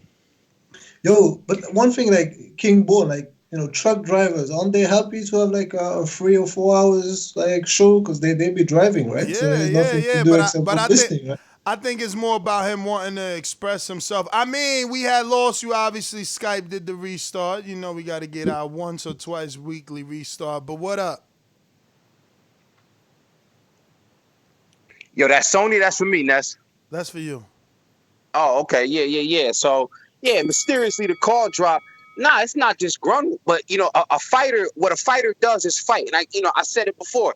Testosterone. When I got my, it's like blowing a camp. Imagine how pissed Wilder was when he was getting ready for Povetkin. He's investing his money. He's going out to Russia. He's doing all of this, and then all of a sudden, nah, you ain't going out to Russia no more. So now I got to scramble to find a fight in Alabama. You know what I'm saying? So it's you know, it's frustration. You know, don't you know? I'm gonna borrow one of the famous words, entanglement, but narrative. You know, the narrative is this: I've always been willing to battle. Even 2 in a day. That's what I do. I offered up that battle first. I said I was going to battle Indumi the same day just to get to Mario. I said that. So again, it's not disgruntled over who I'm battling. It's like, how long is it going to take me? When a man is hungry, you ever seen a bum sitting outside of Peter Luger's steakhouse? Ho. What you mean? How long is it? Wait. Can you clarify or elaborate on what you mean? How long it's going to take you? How long? Because how many battles or how many people are going to step aside or how long it's going to take for me to get the mandatory? How long is it going to take? Who you battled last week? JP. Because I was supposed to battle somebody else and then they didn't want to battle it. So that's not on me. No, I know. Yo, King. Can you clarify also like what you mean by entanglement? Who you want to be entangled with? No. I'm talking about these buzzwords. Entanglement is the buzzword, but we had a word on TBV, right? Narrative. Mm-hmm. I don't want anybody painting the narrative. You know what I'm saying? Like, I can speak for myself. I like my representation. That's what I'm saying. But go ahead. It almost sounds like you changing the narrative. No, what I'm saying is let me speak. Go ahead. You fought JP because he ducked you, right? No, that you explain. I don't know. I'm just a battler. Wait. So wait a minute. So are you? Do you just say tough things in your rhymes, or is it true? Because Did he duck you or not? Did you not have a scheduled fight with Izzy? Absolutely. So what happened? He ducked me. Okay. And then you fought JP. Absolutely. Which I commend. Hats off to JP for that. But definitely. But when you signed the ECP, I asked you what you wanted. What did you tell me? 2-fight deal to Mario. 2-fight deal. All right. And I said, Mario wants you now. And you said, no, you wanted your 2 fights. So I don't see... Whoa. Okay. And listen, Sony said, Sony said the same thing, but honestly, if I said that, I swear on everything, I must have been high. I got to tell you, I must have been high. Well, you know. Remember, honestly, I feel like let me tell you the truth. Hold on. And we need to build this. Hold on. Let me tell you the truth. The truth is this. Mario, I asked you, Mario, Dumi, Enrique a copy-paste question. And Mario's answer was, I mean. My reply was, really? And he said, yeah. So I went to you, and you said 2-fight deal. That's just plain and simple. So you ain't waiting because Mario offered you to fight, and I made sure I wouldn't withhold that from you. You know what I mean? So if that's the case, why don't we scrap everything and then we do? Why we not doing it then? Because once you said you had a plan, I agreed with that plan. I liked the fact of building you, but it was offered to you. You know. So Idris could break, and it's not him, but Idris could break his fight with JP. Excuse me, with that for me, but I can't break it to do the fight with Mario. You could totally break it, but is Mario now going to take you when he got a plan? You understand? A lot of breaking happening. We just seen Idris break his contract with Rough House. Now you want to break that with Idris, and Mario is the only one that hasn't agreed to a fight. So yeah, he could say yeah, but you also heard him say he want to do it on the 10 so it can mean something. Yeah, that's cool. But here's the thing. Everybody's saying something, and what I know, I think the active fighter got the leverage. And so that's the problem with everybody that's being thrown in my way. Izzy, he ain't battling. Doomy, show up sometimes. The champ, he got on silk pajamas. I'm the only one out here doing road work. And that's what I'm saying. You see how he talking, Mario? That's why you got to keep fighting. Yeah. He talking about, he acting like he the only one fighting. Okay. Ain't no act like I am. Listen. You want the truth? You want the real truth now? The real truth is I'm competing with myself. All right? I'm competing with myself. The only one at this point that's going to beat me is me. I compete with myself. I'm on this level like, yo, I really feel like I could just beat everybody on one day. No capping.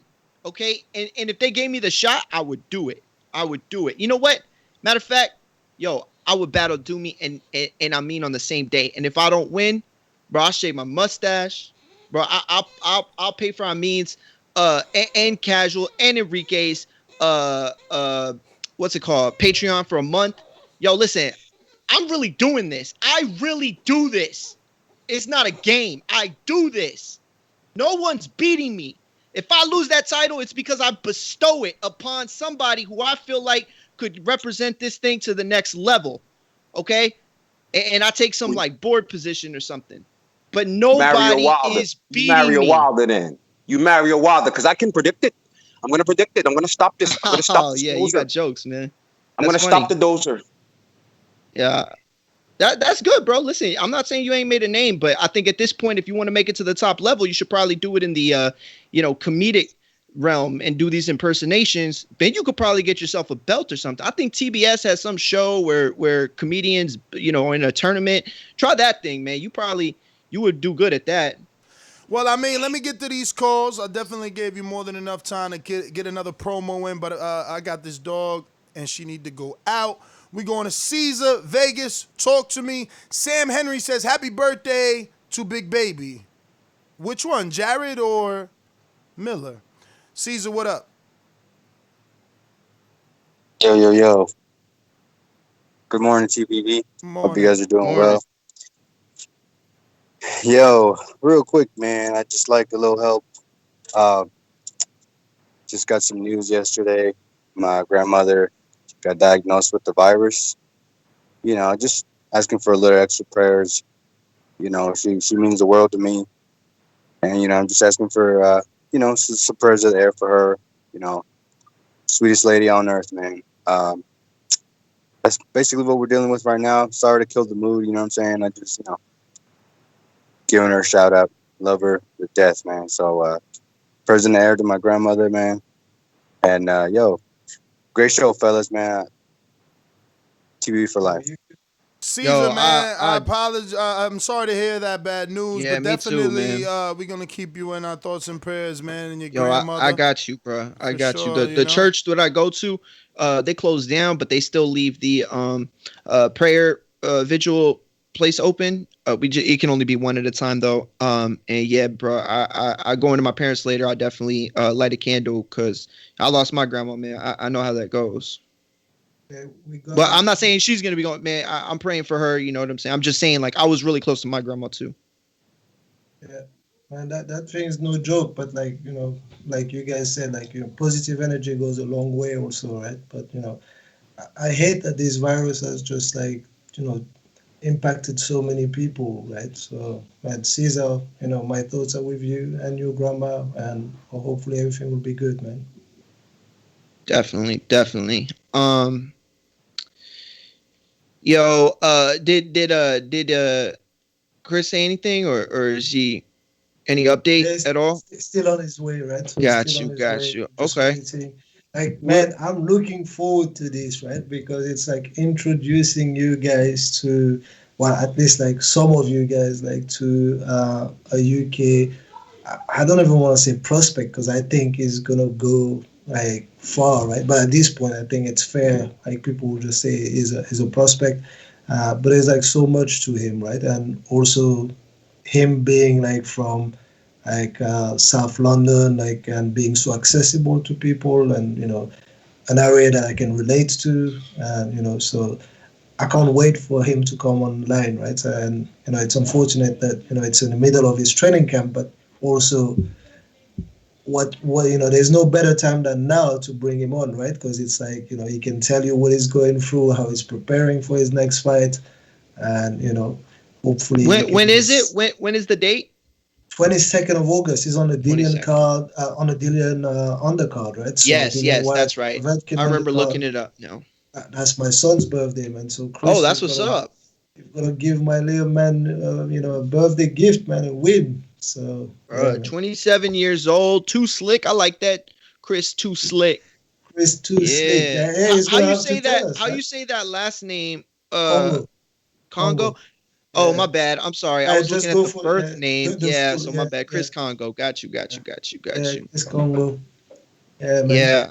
So no, that it's exciting, and also it's like it's interesting because of obviously the ties to Dillian, and he can explain like how how what it feels like to be under Dillian White's management, right? So hopefully we can What get him on. is he coming on? He said Oh, something. good call. No, he was asking, so I say he's still Oh. on his way. So I'm just Yeah, checking. because he was the guy that that he signed, right? When was it? Was it like 2016?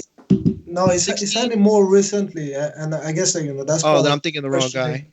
guy. And that's part of my questioning for Chris, right? So managerial issues and what he had to go through. So hopefully he can explain that to us. But like the Dillian White agreement is a more recent one, and I think his career would have been more on a fast track if he came with Dillian a bit sooner. So I want to ask him why. Why didn't he go with him sooner, right? So Let Yeah, me get to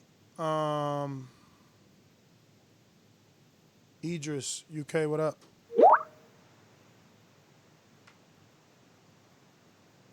Hey, what's up, man? What up? What up? First things first, prayers up to Caesar's grandma, man. Hopefully everything goes well on that, man. If you're listening, man, I know I felt the same thing when my father got it, but just have hope. Now he's back. This was 3 months ago. He's working. Everything's good. So, it's just, you can't control the uncontrollable. You can just hope. So that's that. Secondly, the Chris Congo thing. Ness, please ask him about the Conor Ben. There's little rumors towards the end of last year. Bro, there's a post. There's a post on Patreon. You a yeah, there's a Patreon post. champ. I think there's a Yeah. question. There's a I'll put question a for question. that too, Idris. Yeah, I'm Is sure there a someone question? asked. I'll I look think and it's Ryan was asking as well. I'll ask about that. Next thing's Ness. King Amin disgruntled. Ness, you put it on him when you said to him, like, look, you ducked out of a contract. You're trying to duck out a contract with me to fight Mario.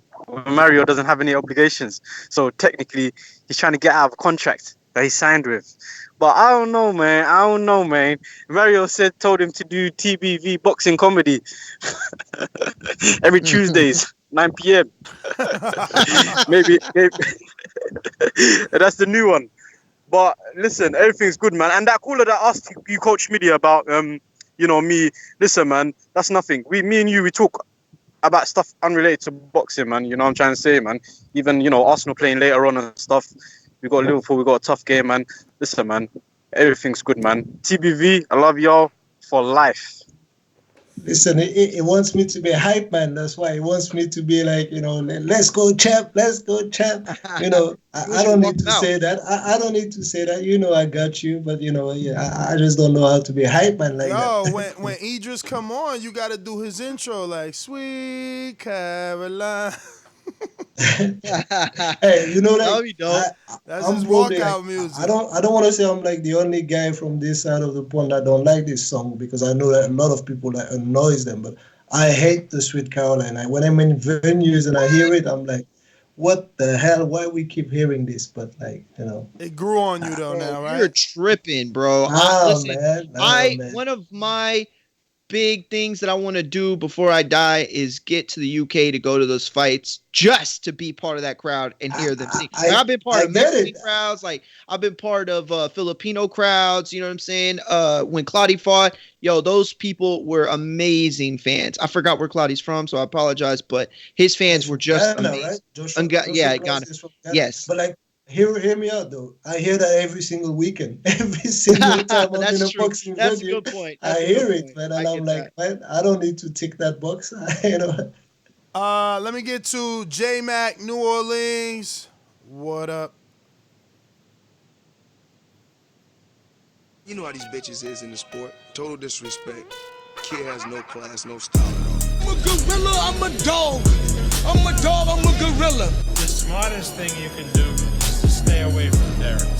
It can't be the boogeyman if I'm chasing. You want to bet on? You bet 100,000 on that. Let's bet $1 million. Easy. Let's bet $1 million.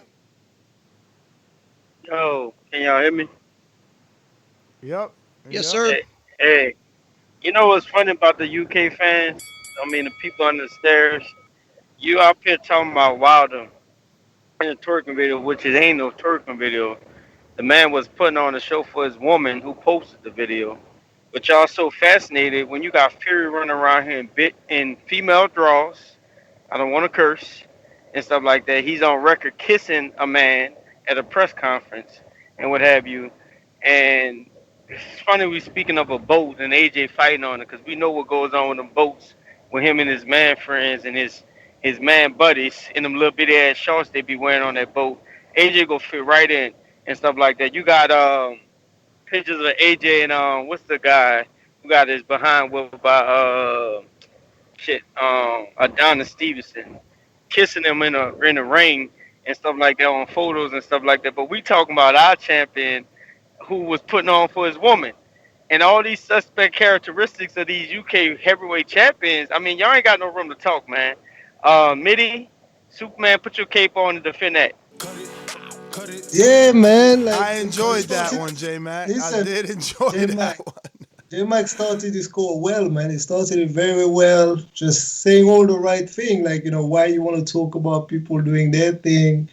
And then he just came on and did exactly the same thing that he's complaining about, just like talking nonsense. Well, I think he was just saying, why are you, looking at for this fault, not you, but, you can. Yeah, no, but I agreed with that point. I said I agreed with that point, and then he did the same thing just by saying, oh, this guy will be nice on the boat, and then because his friend and that. That's what narrative was. He was highlighting that your champion has his own false narrative.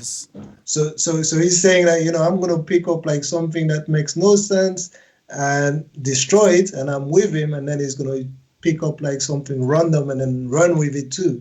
So you can't complain about something and then do the same thing. Otherwise, that destroys your argument, J-Mac. Come on, man. I'm for you smarter than that, dude. All right, let me go to brother. So interesting that you come across like a nice guy, but you're really a piece of shit. Hey, with that comment. Come on. No, that was a piece of fuck you. That was a piece of shit. You know, we're doing live TV. Man, I don't care. What you gonna do about it? I'll tell you this, mother. Why do you have to talk like that? Well, I'm talking to you the way I want to talk to you. You have a problem, turn off your station. I'm the best ever. Yo, hey, first shout out to Caesar. I pray for his grandmother, that she make a safe recovery. But also, hey, Mari, you sound like you shook, bro. I'm just being honest. You say you will shave your mustache, you will pay $15 for these monthly fees. I'm looking forward to that because I think King Amin got your number, man. I think you scared of King Amin. That's why you talking about you wanna battle JP and all that. And to be honest with you, Ness, I think you just try to flip it on King Amin to battle him right away. But nah, I think King Amin need to get them 2 or 3 more fights so he could up his record, just like Myra got a 7-0 record.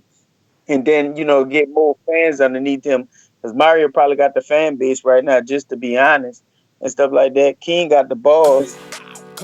Yo, they literally don't let me win, right? They literally don't let me win. Like I went as a true manager should, and I presented to him an offer that you made him as the champion. I cannot withhold information from a contender that he's being offered a title shot, right? I also said, yo, Mario's offering you this, but we need to build it. And he like, yeah, I want a 2-fight deal. I'm like, perfect, okay? So then JT takes the credit away from me for doing that. Like, he just literally said, like, oh, you tried to give him Mario too soon. He need to build up his fan. But I just said that. I literally said that on this show. But you said it as a manager, and your argument was building up both fighters equally, no bias.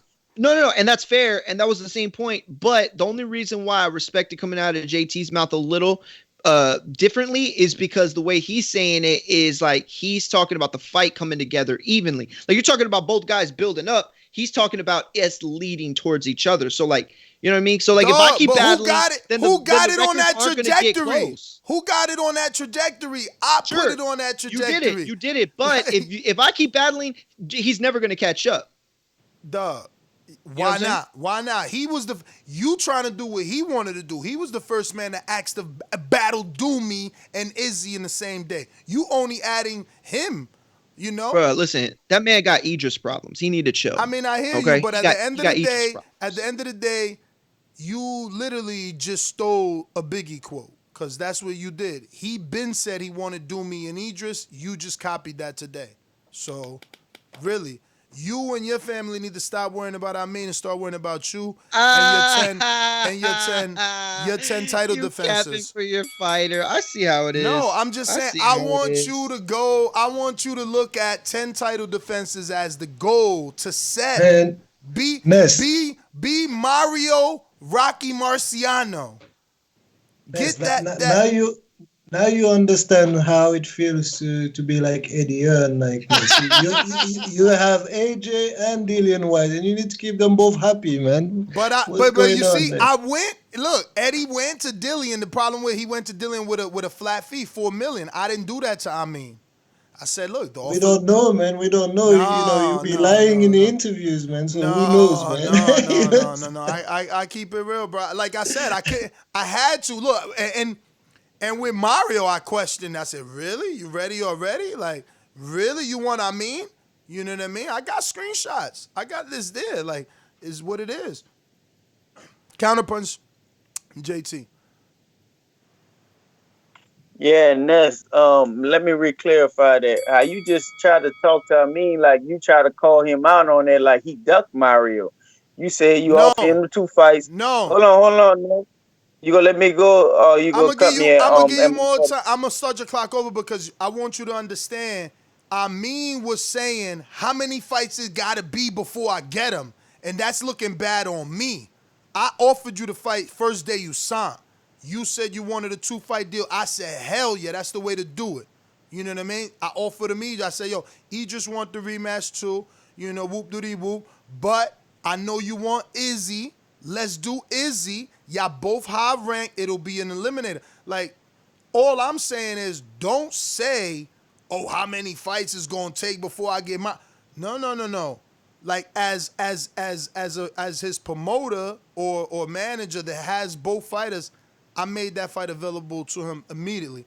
But this route was better. Look, people actually already believing in him and calling Mario the duck. So all the while, my plan was the right plan. Is all I'm saying.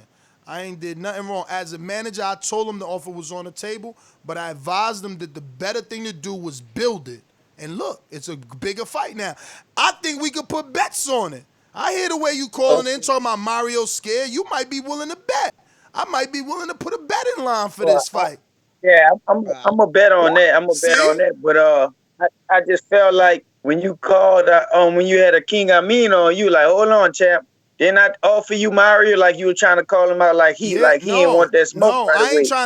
trying to call him out. I'm just trying to let it be known that I did offer Mario. Oh, also let me clear this up right quick before you cut me. Izzy never really wanted 704 is the hype man. What I keep trying to tell y'all, Izzy going through some stuff. I talked to him personally and stuff like that. He going through some stuff. He got to tend to his family and all that. So 70, I mean, he never really agreed to that King Amin fight because I was talking to him about it and I told him I didn't want that fight. I didn't want him to take that fight. I rather him get King Amin after King Amin body Mario. So that's me personally straight up telling him that and stuff like that. But 704 brought out that. I see you. I see him on the outside talking about let Mario get a little punished up. Let him get in there with they're gonna have to beat each other up. Then you get one of them after. Back with Nah. And ain't nobody said he was dumb. Nobody said they were dumb at promoting. They know what they're doing. No. First of all, that ain't gonna work because I'm gonna make sure I'm on every call like I've been on the last commission call. Is he getting dropped from the rankings? You know what I'm saying? Everybody going through something. I get it, but at the end of the day, inactivity means you get dropped. Like, how long is he gonna be in the rankings? He need to be dropped till he settle his problems. When he come back, he need to fight like Lomachenko to get re-ranked. So, but he keeps spitting freestyles. That don't count for nothing. Nah, that's sparring. They chose to label this sparring. Last I checked, okay. You can't get a belt for being a sparring partner. Yo, super chat from CRB. He says, Mario, what if the boat shakes?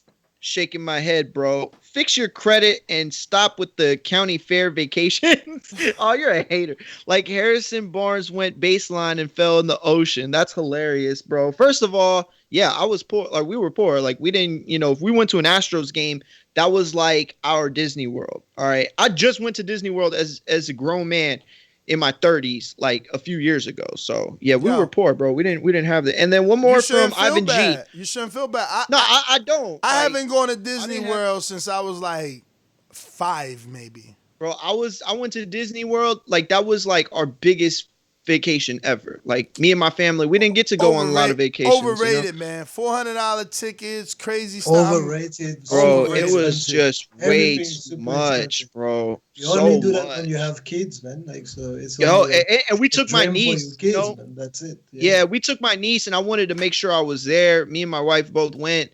Well, she wasn't my wife at the time, but real quick counterpunch from Ivan G says Mario King Amin Idris best in the division. Yeah, I think you could throw Doomy in there, but I understand why you wouldn't.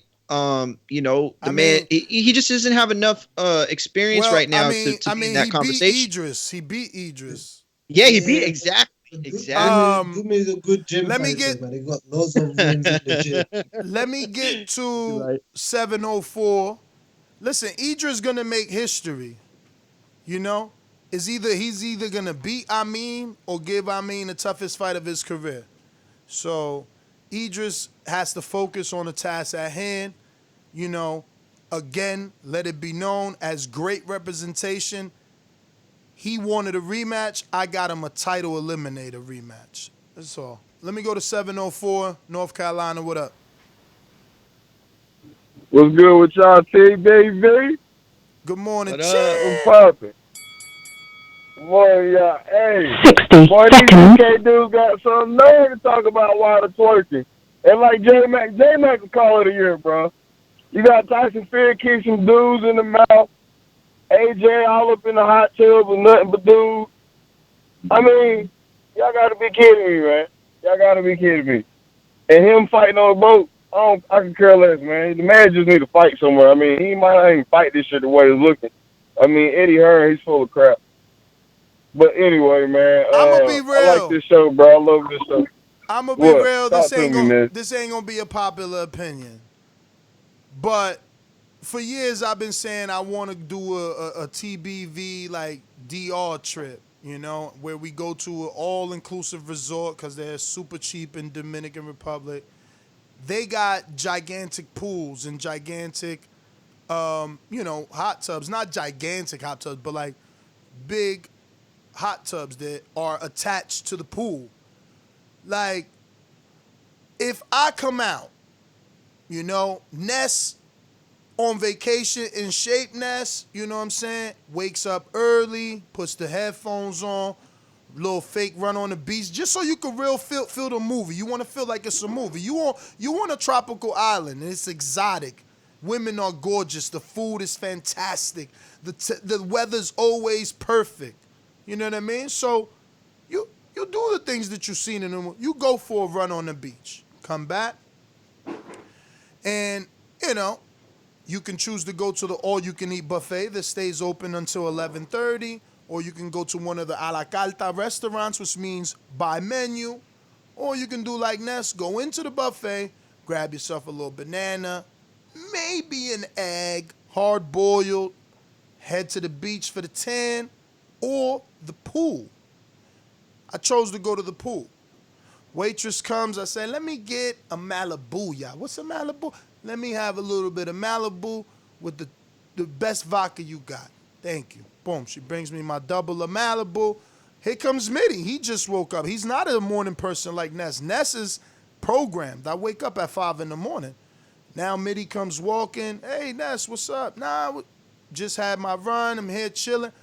Jumps in the hot tub too, because I'm in the hot tub. I got my headphones on. I got my drink there. Got my L. I'm in the hot tub. I'm smoking. The waitress just brought my drink to the hot tub. Mitty's there. He's not in the hot tub. He sits on the rim. Feet are in now. He's just talking. We're chatting it up. We're in the Dominican Republic. It's tropical. We're having fun. There's women in the pool now. We're talking. Hey, look at that. Yeah, I see that. Mario comes. Mario's girl happens to still be asleep. Mario comes. Now he's there. Maybe he doesn't jump in a hot tub. All I'm saying is I can see a scenario where eventually 4 of the 7 or 8 friends you went on vacation with happen to be male and they're in the same hot tub. You just haven't been on vacation to a place where it's kind of normal. I'm just being real, Mitty. I've been to a lot of resorts. I've been to a lot of resorts, and I promise you, the most thing you see is Europeans. They're in the hot tub. They got cigars, you're telling the and truth. It's 100 of them. It's like 12 dudes in a hot tub. Like, you're telling the truth. I'm just laughing because I was trying to figure out where this is going. And then the punchline killed me. The punchline was like, you just haven't been on vacation. Because it's like, yo, you see that, especially Europeans. Like, listen, I will tell you, this thing happened. Border was in Los Angeles. So, I came with my coach, and I had like Eddie, a good friend of ours, and we were staying in a B&B, nice B&B with like hot tub and everything. And man, wait. The hot tub was inside? Yeah, like in the B, like so. The Airbnb was like a complex. The hot tub was inside the apartment. No, it was outside. It was in the court. Like so, they had like a court with a swimming pool, hot tub, and all those things. People were doing like a barbecue in the court and all that. So we just jump in, and at one point there were only dudes in there, but like that don't mean nothing. Like, and you're right, like those people. They're fronting. They would do the same thing as well. And I can see someone like, we're in Dubai. Let's take a picture. And you gotta get a little bit close because everyone doesn't fit in the picture. It's a phone. You can't get this gigantic widescreen. I just don't like that everyone tries to box everyone into this but it's homophobic just the fun. box. It's just the fun, right? So I see it this way. It's just like trying to drag an argument. Like, oh, my man was twerking. We all know he wasn't twerking. He was having fun doing whatever he was doing. But obviously, people are gonna grab onto that. Then you're gonna have to come with your side of the argument, and so you're gonna just look for things like that. So I don't think anyone is really serious, though. I hope not. Let me get to Keem, Florida. What up? I open the door for audiences and all of sports to go back to the way it was in Jesus' name. Amen. It's done. Fight. I'm making $10 million. I'm not really worried about what he making on him. I believe you. That's why you gonna see in Jesus' name. Amen. With Earl Spence. Man, you're not fighting those shut the fuck up. Oh. Yo, real quick, Keem, apologies. That one white boy with a super chat says, Ness watching the Wilder twerk video sipping mimosas. What up, Keem? What up? What up? What up? Can you hear me? Yes, sir. All right. Good morning, y'all. Good morning, everybody. Man, as far as the AJ fight on the boat, I just don't see how that would work, man. I just really, there's too much with Corona right now. Like, you know, in the bubble, you test positive, you just walk out the hotel and you go home. If you on a yacht and you test positive, how you getting home? You know, was he renting out a Navy ship? Nah, I mean, what you mean? They could. I don't know. First of all, they could definitely call the speedboat to pick you up. Remember, it's I international don't water. know about that. Yeah, but you Listen. talking big money now. You talking money that Eddie don't got because they going Listen. broke. They not gonna have a gate. Like International it's too water much, man. is only Too much. 12 miles off the coast of Miami, B. You could get a I don't know, speedboat to champ. take people there, even if someone gets hurt. Why can't have a medic speedboat? Get him out of here. I don't know. To me, it sounds like it's too much, man. It'd be cool. I'd watch it. Don't get me wrong. I don't think that's possible, man. I think they talking crazy. Let me ask you a question here. Let me ask you a question. Where were you at when Eddie first announced Middle East? Were you like me, who said, man, Middle East has been saying they want to get in boxing for 20 years?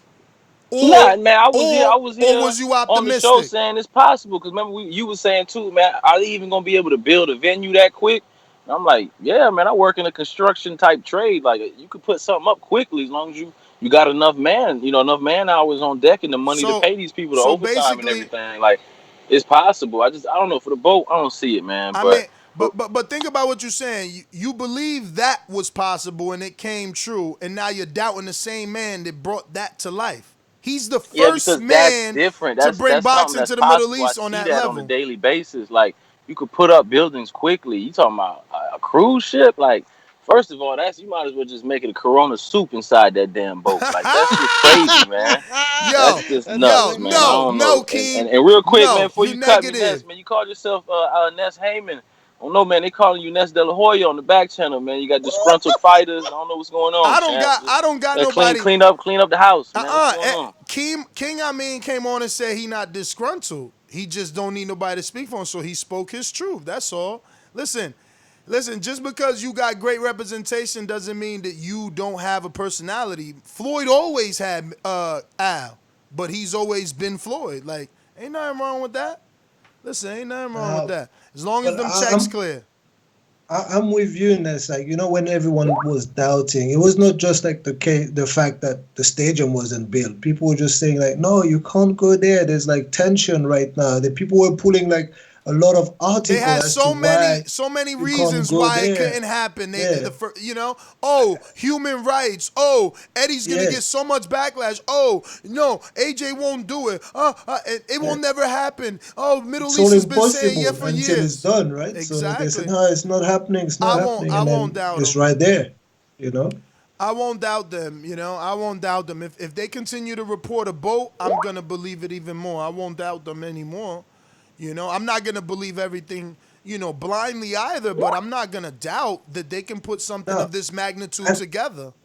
And I think they didn't even say like, hey, this is a boat, right? This is one of the possibility and one of the things that are like, I think the word you use is quirky. And that's what they're looking for. They're looking for quirkiness, like something that is different. It is. that will just make you go wow, let me and tell that'll you, add to the excitement. Let me tell you, I wanted to do this show yesterday, but I wanted to have Frank on, so I sent Frank Smith, the CEO of Matchroom, a message or whatever. He finally got back to me this morning. I read it live. He was on holiday. The producer told me. Yeah, well, it's all good. You know, at least he texted Yeah. me. That just shows that, you Yeah, know. no, that's great. That Yeah. shows that it. Yeah, absolutely. So he said it's an exciting opportunity.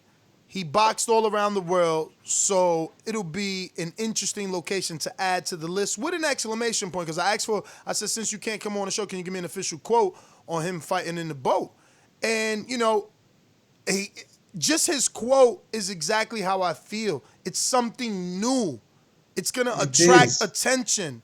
So I It's don't about understand creating why the it's so... buzz. You're Exactly, right. exactly. You know, it's all like marketing. If right now you know that your sales are going to be low, your attendance, you can't make the money in a certain way, you just still want to create that excitement. Like I think that that's the same thing. Like that, like UFC card, like it's the island. That's the factor. Like that's why people just tune in and say, "Hey, let me go and see." So let us do the same thing, man. Stop hating. Bro, Mario even reported the numbers the UFC did. They did crazy numbers on the island, 1.3 or some craziness like that. I can believe that.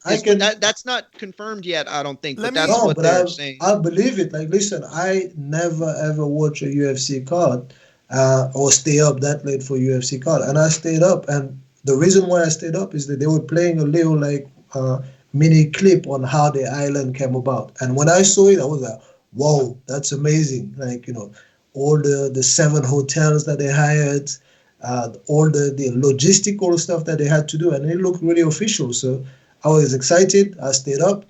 I eventually fell asleep because that's not my thing, you know, watching the fights. Mario, did you get to CRB's text that said F Disney? No. Okay, F Disney. Universal Studios is 100 times better. Better food, better for adults and kids. I'm just messing with you, man. I used to be broke too.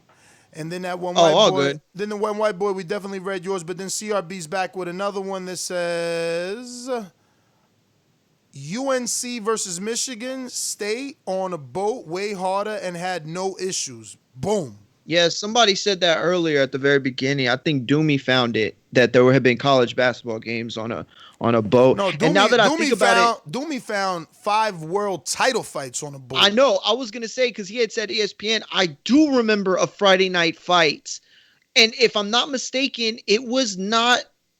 It was definitely like in the mid to later 2000s for sure. No, I'm not gonna say that. I was gonna say I think I remember the main event. And I think it was a heavyweight, but I don't remember for sure. Keem in Florida saying that the game was on a dock ship. That being said, let me get out to Silverback. What up? That's different then. Silverback, let the record state and note that I only offered you to Mario for this week, not JP, who he is interjecting. Because I do my due diligence of trying to be the best manager I can be for my fighter. Yeah, and I said it's not fair to have to battle him and he hasn't battled nobody. Like, I don't know what he sounds like. Actually, label me an advisor. I don't want to be tied into the manager role. Okay. Hey, I'm sorry. I was fiddling with my earbud, man. Say that for me one more time. I just wanted the record to note that I offered Mario only you this week. He's interjecting and saying he'd rather fight JP from Long Beach. Okay. You trying to use me to hype this man. You trying to make it sound like I'm scared of him. I didn't never say that, nor am I insinuating it. All right. I'm not saying what you're saying doesn't have credence. JP's more known. JP's 2016 Caller of the Year. JP's been to Border Wars. JP's done the Cookout. JP's freestyled more. JP's been a listener longer, a Patreon longer. That's all I wanted. What do you want from me? Thank you. But listen, I can't always be there for you. You got to be able to do like I mean and be able to grab the mic, talk in front of the camera, and not mess up. I can't always be there. Like, this man is on the line live. He's on the line live talking to the fighter. You want the manager to talk to him? I'll talk, but it ain't going to look good for the public. Hey, well, Ness, check this out, man. From now on, man, when I call, I want you to refer to me as Lord Valdemir. I'm that dude that they scared to say his name because he might show up. I had the funeral choir on speed dial for Jay of Colorado, no show. You know what I'm saying? I had 50,000 obituaries printed up for Idris. He backed out. They ain't trying to see me. Man, y'all are messing up my credibility with the local mortician community. You know what I'm saying? Hey, come see me. All hail Silverback. All hail ECP. And we out. Somebody got to fight this man. Somebody got to get this man in the ring. Well, what you said, sometimes. Go ahead. no, what you said about like the fighter having to talk for himself, like think about fighters like Joe Joyce, Callum Smith. They may be good in the ring, but like they don't have that personality. You want them to speak for themselves, like, and when Joe Joyce does, sometimes it's no good, right? You really want his manager to talk to him. Absolutely right, but his manager, like, if a fighter confronted a fighter, I can't jump in the middle. Like, I could, but it ain't gonna look good. You know what I'm saying? Like, it's over. He confronted you. It's not like he's not on the call like right now. You know what I mean? But he confronted you. Just a quick one. Like, all right. Chris is saying, like, if he does it, are you okay if he does it in a car? If he does the interview in a car, or it's not good? I mean, we did yesterday with Cheney. It all depends on his signal, man. If it, All right. if it gets. So if it's good, like, you can do it in 5 minutes. He said. All right. Let me get to Sony. What up? We gonna have to put Sony in there with Roughhouse, man. Sony don't want. Yo, good morning. You don't want to rematch Stainless? Is you gonna fight Roughhouse or what? No, my obligations is to make Boxing Bars 10 happen next week so it fits the Mario versus King narrative. That's my job right now. So basically you saying you gotta win and you don't want to get another loss on your record, so you no longer fighting. I didn't even think of that, bro. Hey, put that out You're there all you want to, but so you're not battling. Your own fighter so the Sony fanatics Tony, he's just trying to spin a narrative to get you to fight. Listen, I'm a Sony fan, so I'm just saying all the little Sonys, all the Sony maniacs out there, all the Sony maniacs. When do we get to hear you rap again? That Wu-Tang flow. You rapping me out for the championship match. I'm putting it out there that I'll battle Roughhouse on the undercard of Mario versus King at Boxing Bars 10. Oh, yo, you need representation, man. This thing's building up. You can't let yourself be pressured into fights, man. You need representation. I'm telling you, man. Let me. Bro, whenever I ever been scared to battle anybody. You just trying to. I had to stop. You said, what did you just say? You said don't get pressured into fights, and that's exactly what you were doing.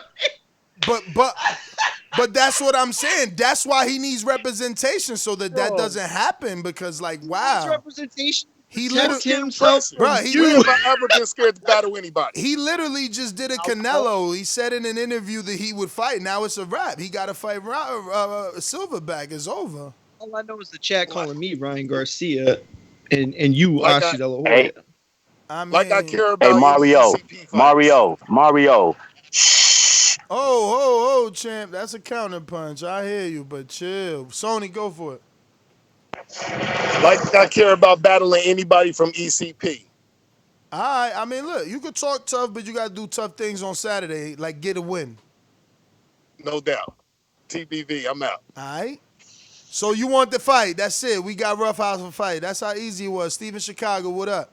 Sony is, I mean, you got to give it to Sony. He do battle anybody. Steve Chicago, just listening, champ. And we going to Stonebone then.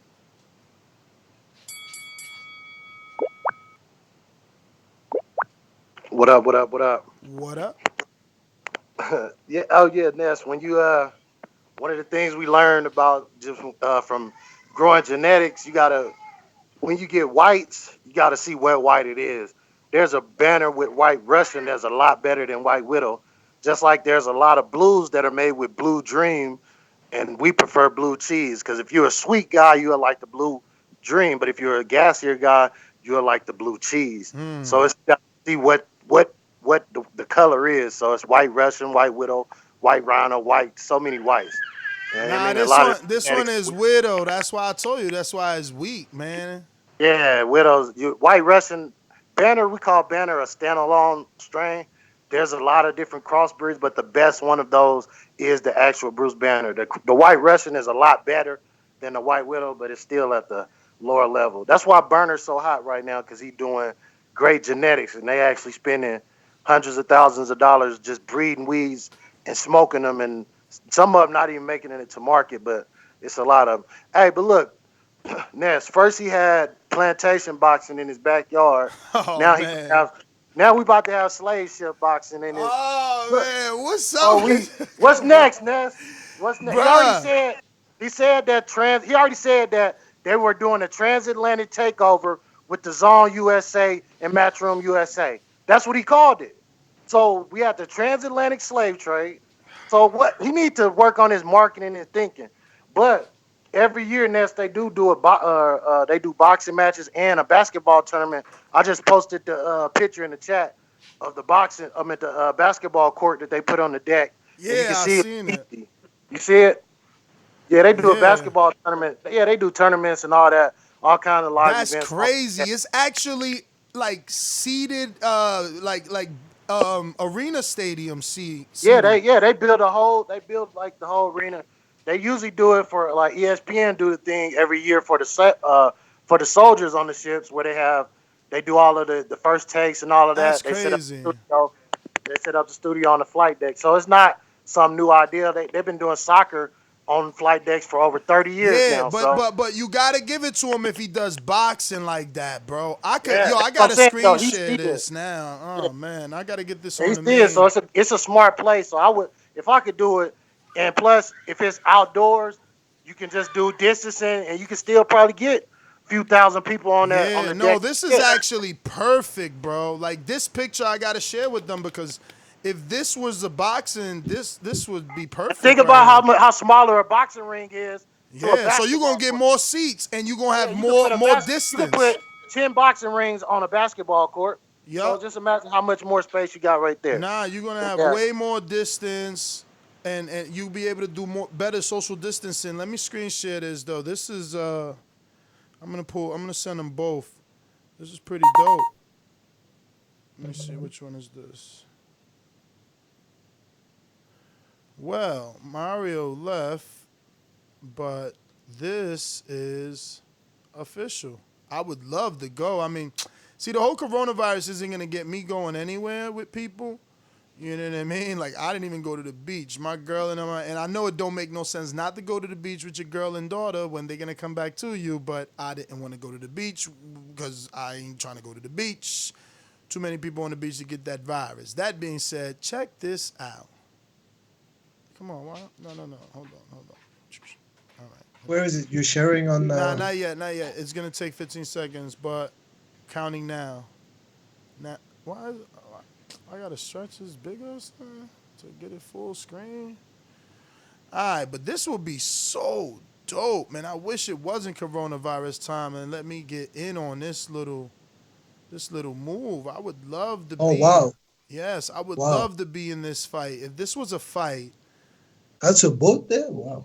yeah, but this looks like a U.S. naval something, a Marine or whatever them dudes is. You know, I don't do none of that, but it's two of the same picture, I think. They pretty much look the same, so I'm not going to screen share both. But they even brought the hardwood floor to the boat, bro. I mean, to put boxing on something like this would be iconic. Has it been done? I don't know. Maybe a Google search, but I never seen nothing like that. But I would be totally for this. And let me tell you, it's just going to bring more eyeballs. Just like Mitty said, this is a time right now when we're struggling to make the same amount of money that we were making, and by we I mean the promoter, obviously, you know, for these fights. So they have to come up with innovative ways to compensate. Is all we're saying. Let me see who's next. Actually, I think that's it. Stonebone is always last because of alphabetical order. Actually, he is. Yeah, so let me see if I got any boomerangs. Anybody jumped on top there? Coyote. We never went to Coyote? Holy smoke, Coyote. I never heard Coyote, I but skipped you, champ. I apologize. Damn, you probably mad. My bad. Because you okay. You way up there. To this day, to this day, Sing along if you know the words. Come on.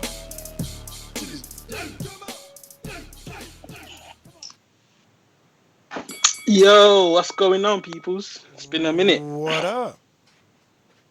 Yeah, I actually just joined not too long ago. Just managed to finish work not too long ago, so I was like, "Well, is something still going on?" But yeah, I can see you guys still talking about AJ. Yeah, man, this fight needs to happen, man. It needs to happen very soon. AJ needs to dispatch of Pulev easily. I don't care where it happens, whether it's on a boat. O2 would be nice because O2 is just down the road from me, so I can drive down to watch the match. So yeah, if they can get in O2, man, that would be nice. But if he's on a boat, I'm not going nowhere. I'm not going on no boats. But yes, good job, guys. Been listening to some of the past shows. Yeah, keep it up. All right. Well, thank you. Glad I didn't miss you. And that looks like we got to everyone. J Mac Boomerang. Yo, can y'all hear me? Yes, sir. Shout out to Coyote, or Coyote, however you say his name, for calling back in. Because last time I was on a call, he said he don't really care about boxes that much to have an opinion.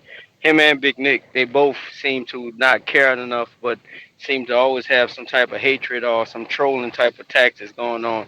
How did we become the haters of Wilder? Last time I checked, we was talking about AJ fight on the boat, and the UK with the banner they got in here start talking about him dancing. So I can't be infatuated with his dancing if you guys keep bringing it up. I just brought clarity to some of the suspect things that goes on with y'all fighters, but y'all seem to want to point out about a man dancing for his woman. Last but not least, AJ, he said Pulev, dispatch of what? Last time I checked, AJ ain't dispatching nothing easy. Last time I checked, last time he tried to dispatch something easy, he got dispatched, knocked down 4 or 5 times. Still owe New York for that damage he caused in the back. They had to drag him out the locker room and shit. Like nobody brings that up. He said the damage he caused. Yo, did you get to CRB super chat? I was at the UNC game on Carrier Tix or Carrier TIX. No. Carrier TIX. I don't know. Is it Tix or TIX? I don't watch any other sports. So I have no clue. This looks like I don't Morse even code. see that one. It's like Morse code. Oh yeah, here we to go. me. I was at the UNC game on Carrier. Tickets were high ASF. Oh. Oh, Tix. Yeah, he was on the Carrier. Wow, that's really cool. He hit me with the abbreviation. All right, well, that is everyone in all the boomerangs. Okay, well then, the last pressing business before we go. What's up with the show tonight? Did Intrigue come through? Intrigue did not. Intrigue. Listen, dude. Hopefully, let's not even say anything negative. Let's see. It's not over, but no. Okay. We haven't heard from him. Well, if we don't You got get somebody? to You got a do, backup? well, no. Okay. I actually just started to contact a few people because I do have this girl that I went to school with. She hit me back. She said she would do it, but I didn't think she was going to need to do it today. So I could call her, see what's up. But what I was going to say is if we don't go through with the Ask or Dating Advice show, we could do the makeup for the video for the. I'm sorry. Film study? Yes, film study. Thank you. And, God, I and don't know we what's got wrong we with me still right got now. like 8 questions on that Untitled. Why don't we schedule that for tomorrow's overtime? These shows keep going. Yeah, we couldn't do nothing about today. We were trying to get the guy on, and just didn't work out. It happens. But let's schedule that for tomorrow. Let's say it right now that overtime tomorrow will be the completion of Untitled. Well, tomorrow we got a guest, so again, this might happen again. And tomorrow morning, we got Blue Nose to talk about the potential Shakur fight and and Franco hit me. You know what? I'll tell you that off air. Perfect. All right, guys, and that's GT on Instagram and Twitter. Catch you on the next one. Don't forget to subscribe to the YouTube channel in case we do go live again, which I always want to, multiple times a day, right here on youtube.com/The Boxing Voice, and get more exclusive, never before heard podcasts and the ability to listen to these very same podcasts on a playback without any of the dozens of ads that Spotify and other places put on it. So join us on Patreon, and it's ad-free as being part of the familia. All right. Yeah. At Mario Mugia on Twitter, at Mario Mugia on Instagram, and for everybody in the chat, James Valdez especially, I'm so sorry. I know you've been asking, and I've been meaning to ask Ness. As soon as this show ends, I will ask Ness off air when we're gonna do the Ask a Fighter show from the posts that were posted with all the ECP fighters and the new additions. Oh yeah, because we have yet to get to that, and listen, there's been it's just a matter of scheduling these guys. Yeah. You know, I've been getting asked every day for probably about a week. Everybody that has one, I think Rough House, you have one too. Hit me up on Skype with a time that you will be available this week, whether it's today. Give me your schedule for today, tomorrow, all the way to Saturday. Friday. All the way to Saturday, yeah. So I could schedule each one individually. I'm talking on me, Rough House. I think we did one for Idris too, right? Yeah, we did one for Idris. Actually, I think it's only 3 so far. I think we only did 3 first. We did me. We did Doomy. If you've seen it, then I'm talking to you and let me know your availability so that I can do it. Because I don't need all the co-hosts. I could do the interview alone. You know, I could go live. But I definitely want to be on those so that I could, hold their feet to the fire. Because you're going to be asking those softball top rank questions that what's her name be asking? Christina Pancha? Yeah, Christina Pancha. She's great. Don't get me wrong, but she trying to sell fight sometimes for top rank. Yeah. And I ain't gonna let that happen. I'm gonna come in like, yo, you really do this? You don't. You obsessed with what I mean. Beating me, you won't. You obsessed with what I mean. I'm obsessed with I never seen Floyd talk about Pacquiao, only when asked, man. You gotta stop. You gotta stop. All right. Are you the champ or is he the champ? I'm the champ. So then what is you doing? I stay the champ. Why you building him up? What if he lose? What if he lose? Now you made him all big and he could come back off his loss. Like you gotta let what happens, man. That. All right, yeah, I'm showing up with I'm out, man. Giving away free game. Giving away free game for J&J Promotions. Peace. That was free game for J&J Promotions. Now they gonna know how to manage their fighter better.